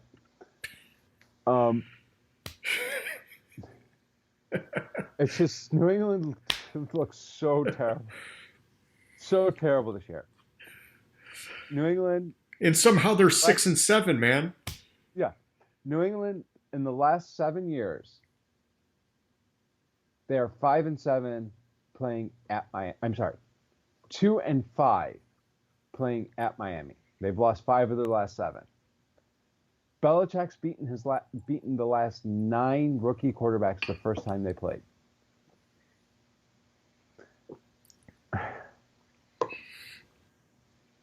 I'm probably going to change this weekend and when I come to my sentences. But you're gonna hang it on the Belichick rookie quarterback stat, man. I hear you. Yeah, I'm gonna go with New England. All right. Well, I hate myself for it, but yeah. Look, dude. We just talked about it a few minutes ago. New England has had games where they look dominant, and they've had games where they look like shit, like you've just said. I'm going with the Dolphins on this one. I just want to get on that hype train. This is not a normal year for the Patriots, man. And I guess what I mean by that is that normally I would never pick one of Belichick's disciples to upset him. But this is just such a different year. And Flores, he's doing a lot of great things in Miami. Belichick clearly struggling with his supporting cast in New England. And I just don't see the Patriots being able to do anything other than run the ball in this game. They've barely been able to get the passing game going this whole year. And now Miami's secondary, it's been fucking solid all year. So I'm going with the Dolphins. Next up, we got Jacksonville, Baltimore. If I have to ask, I do have to ask. I'm going with Baltimore. In my research for this game, yes, I did do research for this game. I came across something interesting in this, and it's more on the betting side than actually the picks. But overall, outright wins as a double-digit favorite in the regular season, Baltimore is 39-0. What the fuck? They're the only team, apparently, to be unblemished in that spot. Wow. So, bet the farm? Yeah, really. It's like, and the money line's probably shitty, so it's not. But the other interesting thing I found is Baltimore and Jacksonville have played each other 21 times. Jacksonville is 12-9 against Baltimore. No kidding. Ooh. And they're plus 74 points. Wow. In the point differential against Baltimore. But you're going Baltimore. But I'm going Baltimore. All right. Well, I'm going Baltimore also. And here's my thing is that, if Baltimore doesn't figure out how to win this game, they really don't belong in the playoffs, in my opinion. But here's the thing. I did dig a little bit deeper into this. And it's just because I like Minshew, and I talked about it earlier. Baltimore's secondary is struggling with injuries lately, and I think that opens up the door just the tiniest bit. If Minshew can expose that secondary, he can at least keep this game interesting. I still think Baltimore's going to win it, and I'm picking them to win it. I'm just saying I could see it being closer than a lot of people are expecting. Next up, we got Tampa Bay at Atlanta. So this is one I've that changed today once I finished updating for injuries. Um, Interestingly enough, what swung it was Ronald Jones being out. Leonard Fournette and whoever else they have at running back hasn't been getting the job done for Brady. And you need a balanced offense with Brady for Tampa Bay to be effective. A couple stats on Brady is in their wins, in the 8 wins, total. I think it was total. I didn't note it, but he was sacked 5 times and pressured on only 13% of his dropbacks. In the 5 losses, he was sacked 11 times and pressured 27% of his dropbacks. And I'm really trying to explain why I'm going with Atlanta by more than just a gut feeling, and Okay. it's not working. It's just a gut feeling. Something tells me Atlanta's going to win this game with Ronald Jones being out for Tampa, even though Julio's out. Atlanta has been playing good football, man, and I don't know. I'm going Tampa Bay in this one. I think they have more talent on both sides of the ball. As you mentioned, though, both the Joneses are out, Ronald Jones and Julio Jones. Um, I don't think it's a lock by any means, but I'm just picking them because my model has them by a strong enough margin that I just don't want to question it. And so I'm sticking with them for that. We'll see how it shakes out. Okay, next up, Detroit at Tennessee. The Lions might not even score a fucking point in this game. I mean, if Chase Daniels at quarterback, I would say you're probably right. I have this game at like 30-0. That's it with Chase Daniel at quarterback. 30-0. And the Okay. only thing that stopped me from going more than 30 for Is it they'll do it Tennessee. all on the ground so they'll run out of time? Exactly. Tennessee is going to beat the shit out of the Lions, unfortunately, and it's going to suck. Yeah, I agree. I mean, the only way Tennessee loses this game is if they have like a total fucking brain fart like they did against Cincinnati and forget how to play football for a day. Uh, with Detroit, I mean, listen, I know that there's a chance Stafford plays. Um, I think it's a slim chance, but they're what I read earlier is that they're keeping that door open that they could let him play without practicing. And I think the team they've done a good job rallying around Bevel as the interim head coach. I just don't see it, man. I just don't see it. I think Tennessee is going to fucking run all over them. Detroit has been shitty against the run game. Tennessee is dominant in the run game.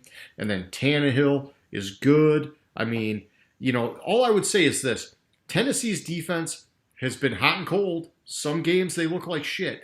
And so if Stafford plays, he could probably put up some points and keep us in it. But I just think that the much greater probability is that Tennessee beats us down, and so I'm going with them.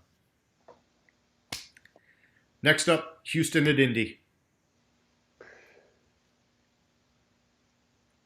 I'm with Indy this game. I just don't think I feel bad for Watson. I just don't think he has the pieces around him to be able to pull off a win against Indy. I'm good with all that. I'm going with Indy too. After that, we got Philly at Arizona. Philly at Arizona, if I could talk. Philly at Arizona.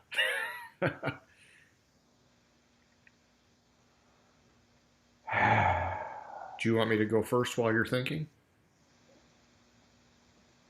Okay. No, I was considering. Oh, you were thinking about flipping, huh?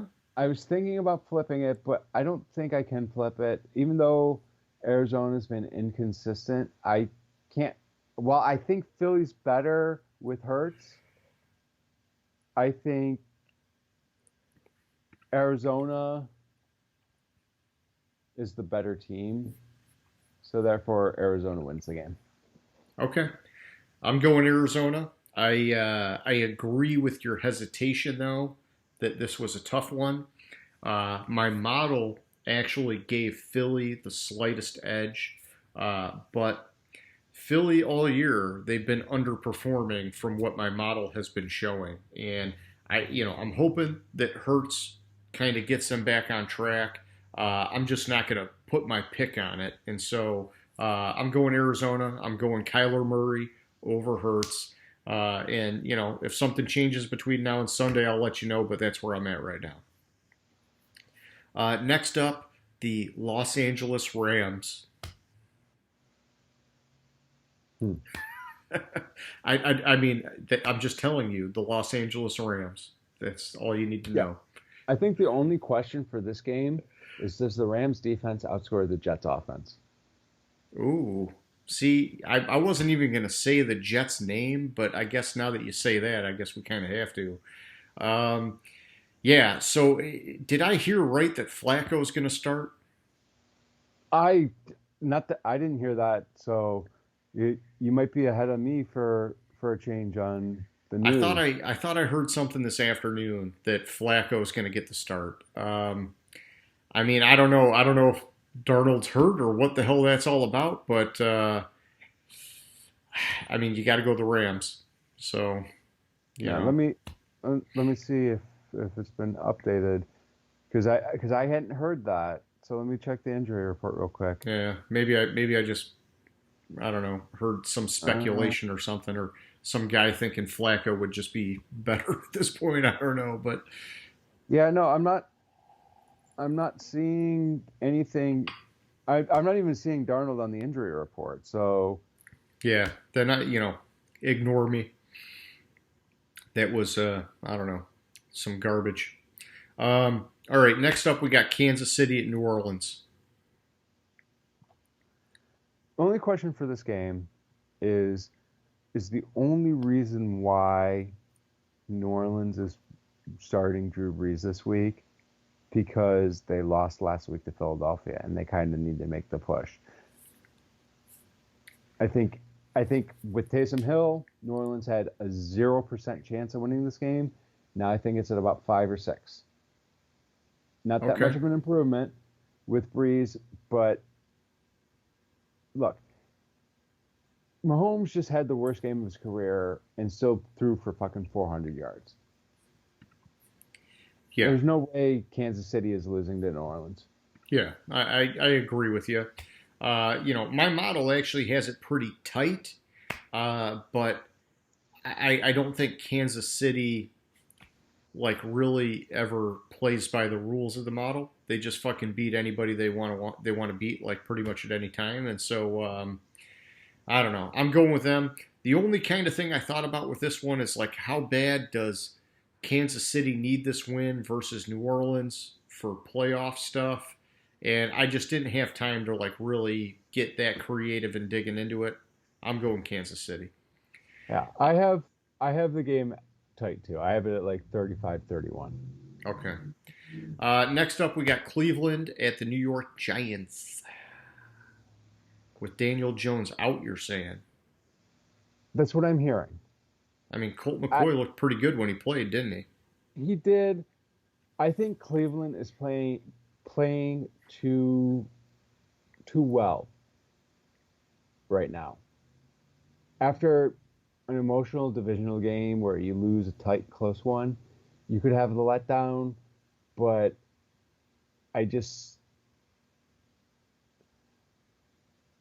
they allowed 5 sacks to one fucking player last week. Imagine what the fuck Myles Garrett's going to do to this offensive line. I mean, he should. Yeah. There's famous last words. There's no way the Giants win this game. I'm right there with you. I'm going with Cleveland. We don't need to talk more about it. Monday night, Pittsburgh at Cincinnati. I'm going to ask because, you killed Pittsburgh on the board. So who do you like in this game? I really, really, really, really want to find a damn reason To pick to Cincy? pick Cincinnati. I really, Well, I've it's a searched, divisional game. That might I've be the only searched, reason. I've searched and I've searched and I've searched for a reason to pick Cincinnati. What it came down to in this game, and the reason why there's no way in hell that I could pick Cincinnati, is you have to look at the first game with Joe Burrow playing. You Oh remember what yeah. happened in Oh that game? yeah. Yeah, they got spanked. Yeah. What was it? Like 36-10? yeah, yeah, something like that. Yeah. I can't I can't find a single reason to pick Cincinnati in this game. I know, but So therefore, I had to go with Pittsburgh. that was Pittsburgh while they were rolling. I don't know. I mean, I told you earlier. I think they got to win this game by at least 20 points, or they're going to have problems. And so I'm going Pittsburgh. I think they will win. I'm just not sure if they're going to do it by 20. But I think they should assert dominance like Seattle did against the Jets last week and just fucking score as many points as possible. That wasn't really Pittsburgh while it was rolling. While they were rolling, I mean, that was only a month ago. I mean, that was like squarely in the 11-0 run, though. That's all I'm saying. True, true. I mean, after that, they did have only the Jacksonville and Baltimore game before they started losing. All right. With, Well, whatever. You're just wanting to pick a fight, man. I just don't like what I see in Pittsburgh. That's what it Yeah. is, and I want to I, find every reason to pick Cincinnati, but I just can't. there's nothing there. There's nothing there. All Yeah. right. So since we're talking about doing this next Saturday, we got to look at next Friday's game and then next Saturday's games. And, they're pretty far out. So I'm not going to do anything crazy. I'm just shooting from the hip and I'm going to give you a pick. For next Friday, we got Minnesota at New Orleans. I'm going with the Saints. Who do you like in that game? I'm going with the Saints. It's I just going with the Saints. I can't think of a reason to go with the Vikings as of yet. Okay. Next Saturday, Tampa Bay at Detroit. I'm going Tampa Bay. I mean, you tell me what you think. Here's the thing, and this is the only reason why I'm picking this game this way. A couple weeks ago, I said Tampa Bay probably won't make the playoffs. I was assuming a loss to Minnesota when I made that statement. They basically have to lose out to not make the playoffs. More or less. I mean, there's a little bit more than that, but so let's go Lions. You're picking Detroit? Yes. Wow, you crazy son of a bitch, man. All right, so you had it different in the picks that you sent me. Yeah. So, all right. I was looking at it and I was like, I have to find a way for Tampa Bay not to make the playoffs because I predicted it. And I mean, you're backing yourself into a hole, but you got time. You got time to weasel your way out. That's fine. I'm still going Tampa Bay. Next up, we got San Francisco at Arizona. I don't like this game. Off the hip, I think Arizona, but I'll just leave it at that. It'll be a close game either way. Yeah, I'm going Arizona. I want to see what happens with Kittle, who might be playing this weekend. And they're leaving the door open that Garoppolo could come back any week. And so, between now and then, maybe things change. But my gut instinct shooting from the hip is Arizona. Last but not least, we've got Miami at Las Vegas. I mean, I'm going Miami with the way these teams are playing lately. Yeah, exactly. I think this game is much more important to Miami than it is to Vegas. So I gotta go with Miami. All right. Well, those are the picks for this week. Good luck to you, James. Hopefully not too much luck because I want that $100 of whiskey, but it's may the best man win. So moving on here, let's go to question of the week. So I kind of said earlier, originally I was thinking about talking about the Carson Wentz thing and what's his future and all that kind of jazz. But as I was digging into it and kind of laying out my bullet points, I thought, man, that's just way too complicated. It's going to take way too much time. So I decided to switch it up and go with some other recent news, okay? And it's Lions news. And, we just gravitate towards the Lions because we're Detroit fans. They've got interviews going for their open GM position, and there's at least 4 notable names. And I just say at least 4 notable names because there are more. But, right now they're talking to Louis Riddick, Scott Pioli, Rick Smith, and Thomas Dimitroff. And, based on what we know right now, my question of the week, and I'm putting it this way because I'm going to give you my opinion, but my question of the week is, should they jump on Thomas Dimitroff as their next GM, or wait and see who else becomes available, or kind of just take their time? They're talking about bringing in Chris Spielman and other people to help with the process. I think you got a guy like Dimitroff sitting out there, you should jump on him. And I'll give you my points here while you gather your thoughts.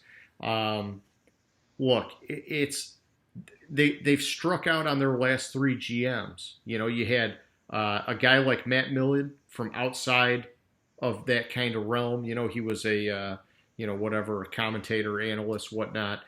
You bring him in as GM, and he sucked ass, arguably the worst GM in NFL history.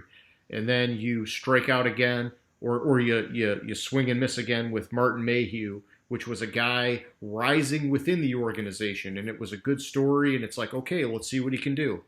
And then really the strikeout was this last one with Dan Quinn, where you go and you get the hot up-and-coming name out of the Patriots organization. They exemplify success. You go after him, and what does he do? Nothing but suck ass, basically. And so my opinion is, instead of doing stupid shit like that, let's go after a guy that has a resume. And, the thing is, despite things ending poorly in Atlanta, Dimitroff has a great resume. The dude was a 2-time NFL Executive of the Year award winner. And then the thing that really matters to me is when you look at what he's done in the draft. That dude just moves all over the board, man. He's not afraid to make the gutsy trades. He knows how to navigate up and down. I mean, that's something that Detroit has been lacking for years, man. And so, Have they ever had that? No, I mean, not in my lifetime, but, and then lastly, this is just like a little puff piece, but he did start his NFL career in Detroit. And so this would be a nice, like, full circle coming home kind of party. Not that I would base my decision on that.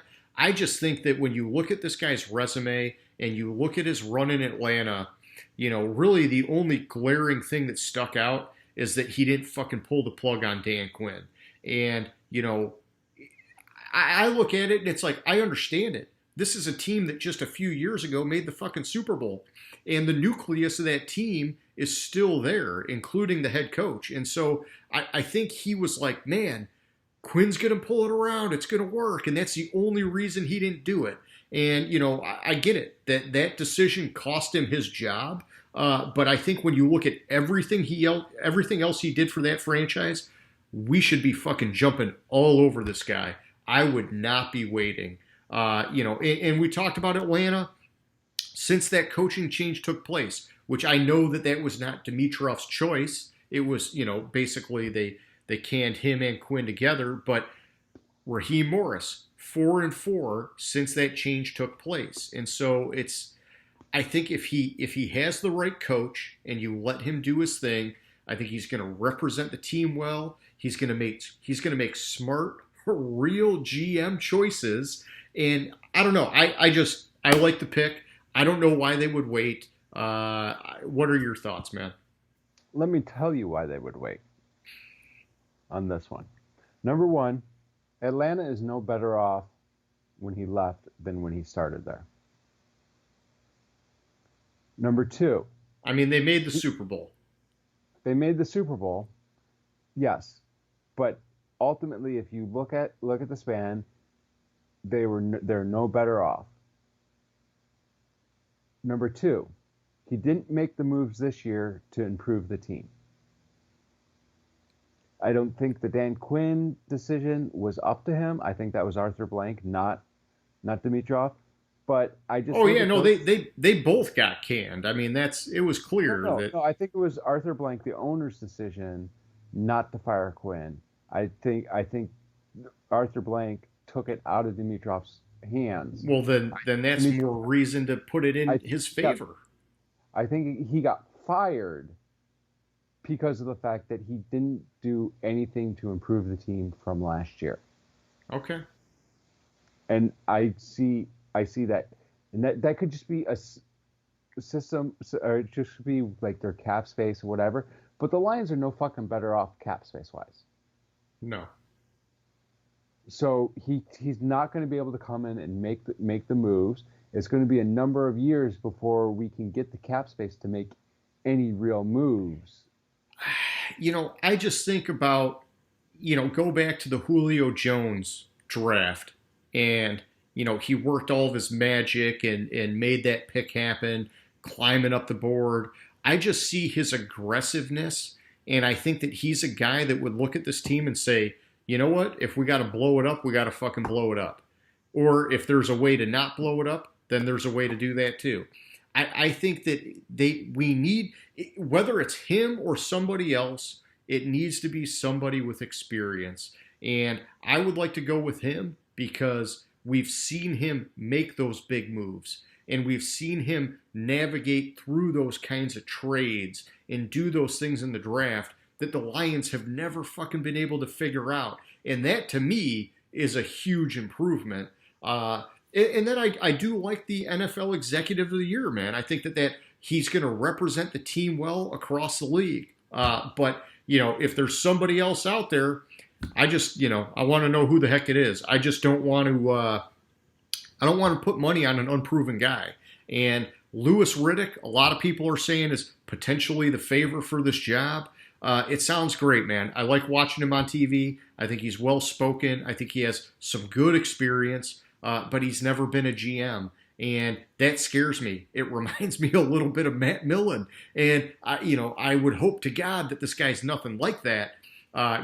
We just saw the same kind of thing happen with Mayock. He went to the Raiders, and, there was some suspect there. He's doing okay so far with the Raiders. And so maybe Louis Riddick, he could do okay too. I want somebody proven, man. I want somebody that knows what the heck they're doing. And here's the thing with Dimitrov, it's like, hey, just because it didn't work out in Atlanta, it doesn't mean he didn't learn a few things. And so now he comes to Detroit, and it's like, okay, build off of what you got to this point, and let's see you take it to that next step. I don't know. I'm just sick of trying unproven, new up and coming guys that. I mean, like I said, we struck out, man. It's time for something different. No, I agree. It's time for something different. I mean, like let's just talk about some of the names, okay? So you got Scott Pioli. He's another option. You've got. I wouldn't touch Rick Smith because he's coming from the Houston Texans. And that's like a toxic ass environment. I mean, other than that, who else is sitting out there, man? You could go after like John Dorsey. He got kicked out of Cleveland, but he actually made some actual decent moves in Cleveland before they kicked him out. So, but nobody's bringing him up, so he might not even be in the picture. Who else do you have that has any kind of experience? I hear what you're saying, and I don't have an answer to that. It's just I don't really like what I'm seeing in Atlanta, or from Atlanta in his time. Ultimately, over the span, I think there's instances where he didn't move on, probably didn't move on from players a season or two long. I would rather have the Belichick approach and maybe move on from them a season or two too early than a season or two too late. I think, and maybe he's figured that out now that he got fired. Yeah, but go figure it out somewhere else. Don't we need the Lions to fucking win now. But that's what I'm saying is okay, have a conversation with them. Where it's like, we want you here, but you need to be more decisive. You need to be more proactive. And the reason that you're not in Atlanta still is because you hung on too long. Don't fucking do that here, man. Like I think that he probably knows that himself. That it's like, okay, if I get this next shot, I got to change some things and I got to get better. I just think he's a sharp enough guy. I wouldn't let him go. And I think if we wait, he'll get a look from another team, man. So I was looking at it, and hypothetically, if they hadn't traded up to get Julio Jones, who do you think would have fallen? Who they would have been able to catch? Oh, I mean, at 27. You can do this in any draft. There's always some stud hanging out there that, I mean, who? But give me the name, though. Who is it? Mark Ingram or Cam Hayward would have been available then. Okay. I know, but you could do that with Tom Brady. Every team could have had Tom Brady if they weren't stupid. No, I know. I'm just saying. I'm actually going at it a different way. Okay. I think Julio Jones. I know, but is Mark Ingram a Hall of Famer? I think Julio Jones was such a no-brainer that you had to do what you had to do to get him. Because you look at in between, besides those two players, in between there's nobody. I mean, look like Alvin Smith, Jake Locker. Oh, J.J. Watt maybe. Yeah, J.J. Watt, badass man, and coming out of Wisconsin, the guy was rising. Yeah, I don't know. I look at other picks that the guy made. I mean, Devonta Freeman was solid for his time in Atlanta. Tevin Coleman also. Kelvin Ridley is definitely rising at wide receiver. Right. I mean, on the defensive side of the ball, there's guys too, and it's like, how much of that is him and how much of that is coaching? Right. But on the alternative, he goes out and signs Todd Gurley, who clearly wasn't, for way too much, who clearly wasn't the player he was 2 years prior. Well, I know, but that could be sort of desperation mode. He knows that he's got to go all in, or this is his last year, and that was one of the only moves. Which is why the fucking Lions should have fired Quinn last year. I know. Listen, we need a guy that's not going to be afraid to make the big moves. And I don't think that he's afraid to make the big moves. That's all I'm saying, is that this is like mission critical. And if we go with an unproven name, it's going to burn us, man. I think the next year when we hire, one way or another, we're fucked for 3 years. So we are fucked. Who gives a shit who they hire? Hire me as the fucking GM. I'll do better than Quinn did. So here's what you got to do. You hire Dimitroff and you say, hey, listen, man, I'm going to give you let's just say I'm going to give you a 4-year contract, okay? And basically the first 2 years, you got to fucking gut this team, and you're probably going to have to hire a coach that you're going to have to fire 2 years from now, okay? But then once it's gutted and we're in a good salary cap position, you better fucking strike lightning, man, and get a fucking head coach, because that's when this shit turns around. And if it doesn't happen, I'm probably firing you at the end of year 3. So, it's kind of like you're getting a 2-year gimme, and then year 3, I better see some real fucking progress, because we know the next 2 are fucked. Okay, yeah, I can see that. I don't know, dude. I don't know. I'm just hesitant on him. And hey, it's fine. Nobody knows. Nobody has the crystal ball. I just don't think other that. fucking wide receiver in that draft was AJ Green. Yeah, and he was a high pick too. But Yeah. the thing is, it's you look at all these options, and it's like we're not going to get a proven good GM because the team that has that guy is never going to let him go. And so I think this is the closest thing to that. Okay, I'll give you that. Oh, excuse me. I I know just think, we're rolling late, and look, you don't have to agree with it. That's just the question of the week. We want different opinions, man. That's what it's all about. And you gave me I, good points. You gave me good points. I just don't like Atlanta. All right, so moving on here. That's all I got for tonight. You got anything you want to close it up on, or are you good to go? No, I'm good to go. I'm good. All right, I see. I hit all my points. I see the sleepy eyes. I see the yawn. I know it's we're getting old, man. I got you. All right, well, hey, let's wrap it up. Anybody who's watching, first and foremost, hit us up for Name That Stadium. We had a winner last week. We want to have another winner this week.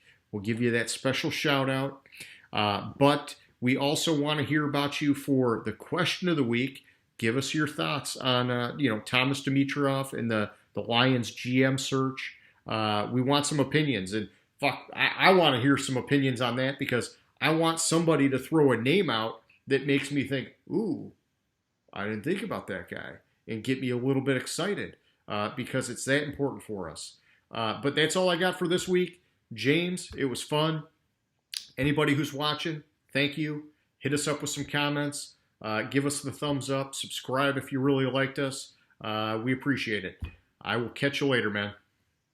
All right, have a go. Gridiron Grinder. Hut, hut, hike.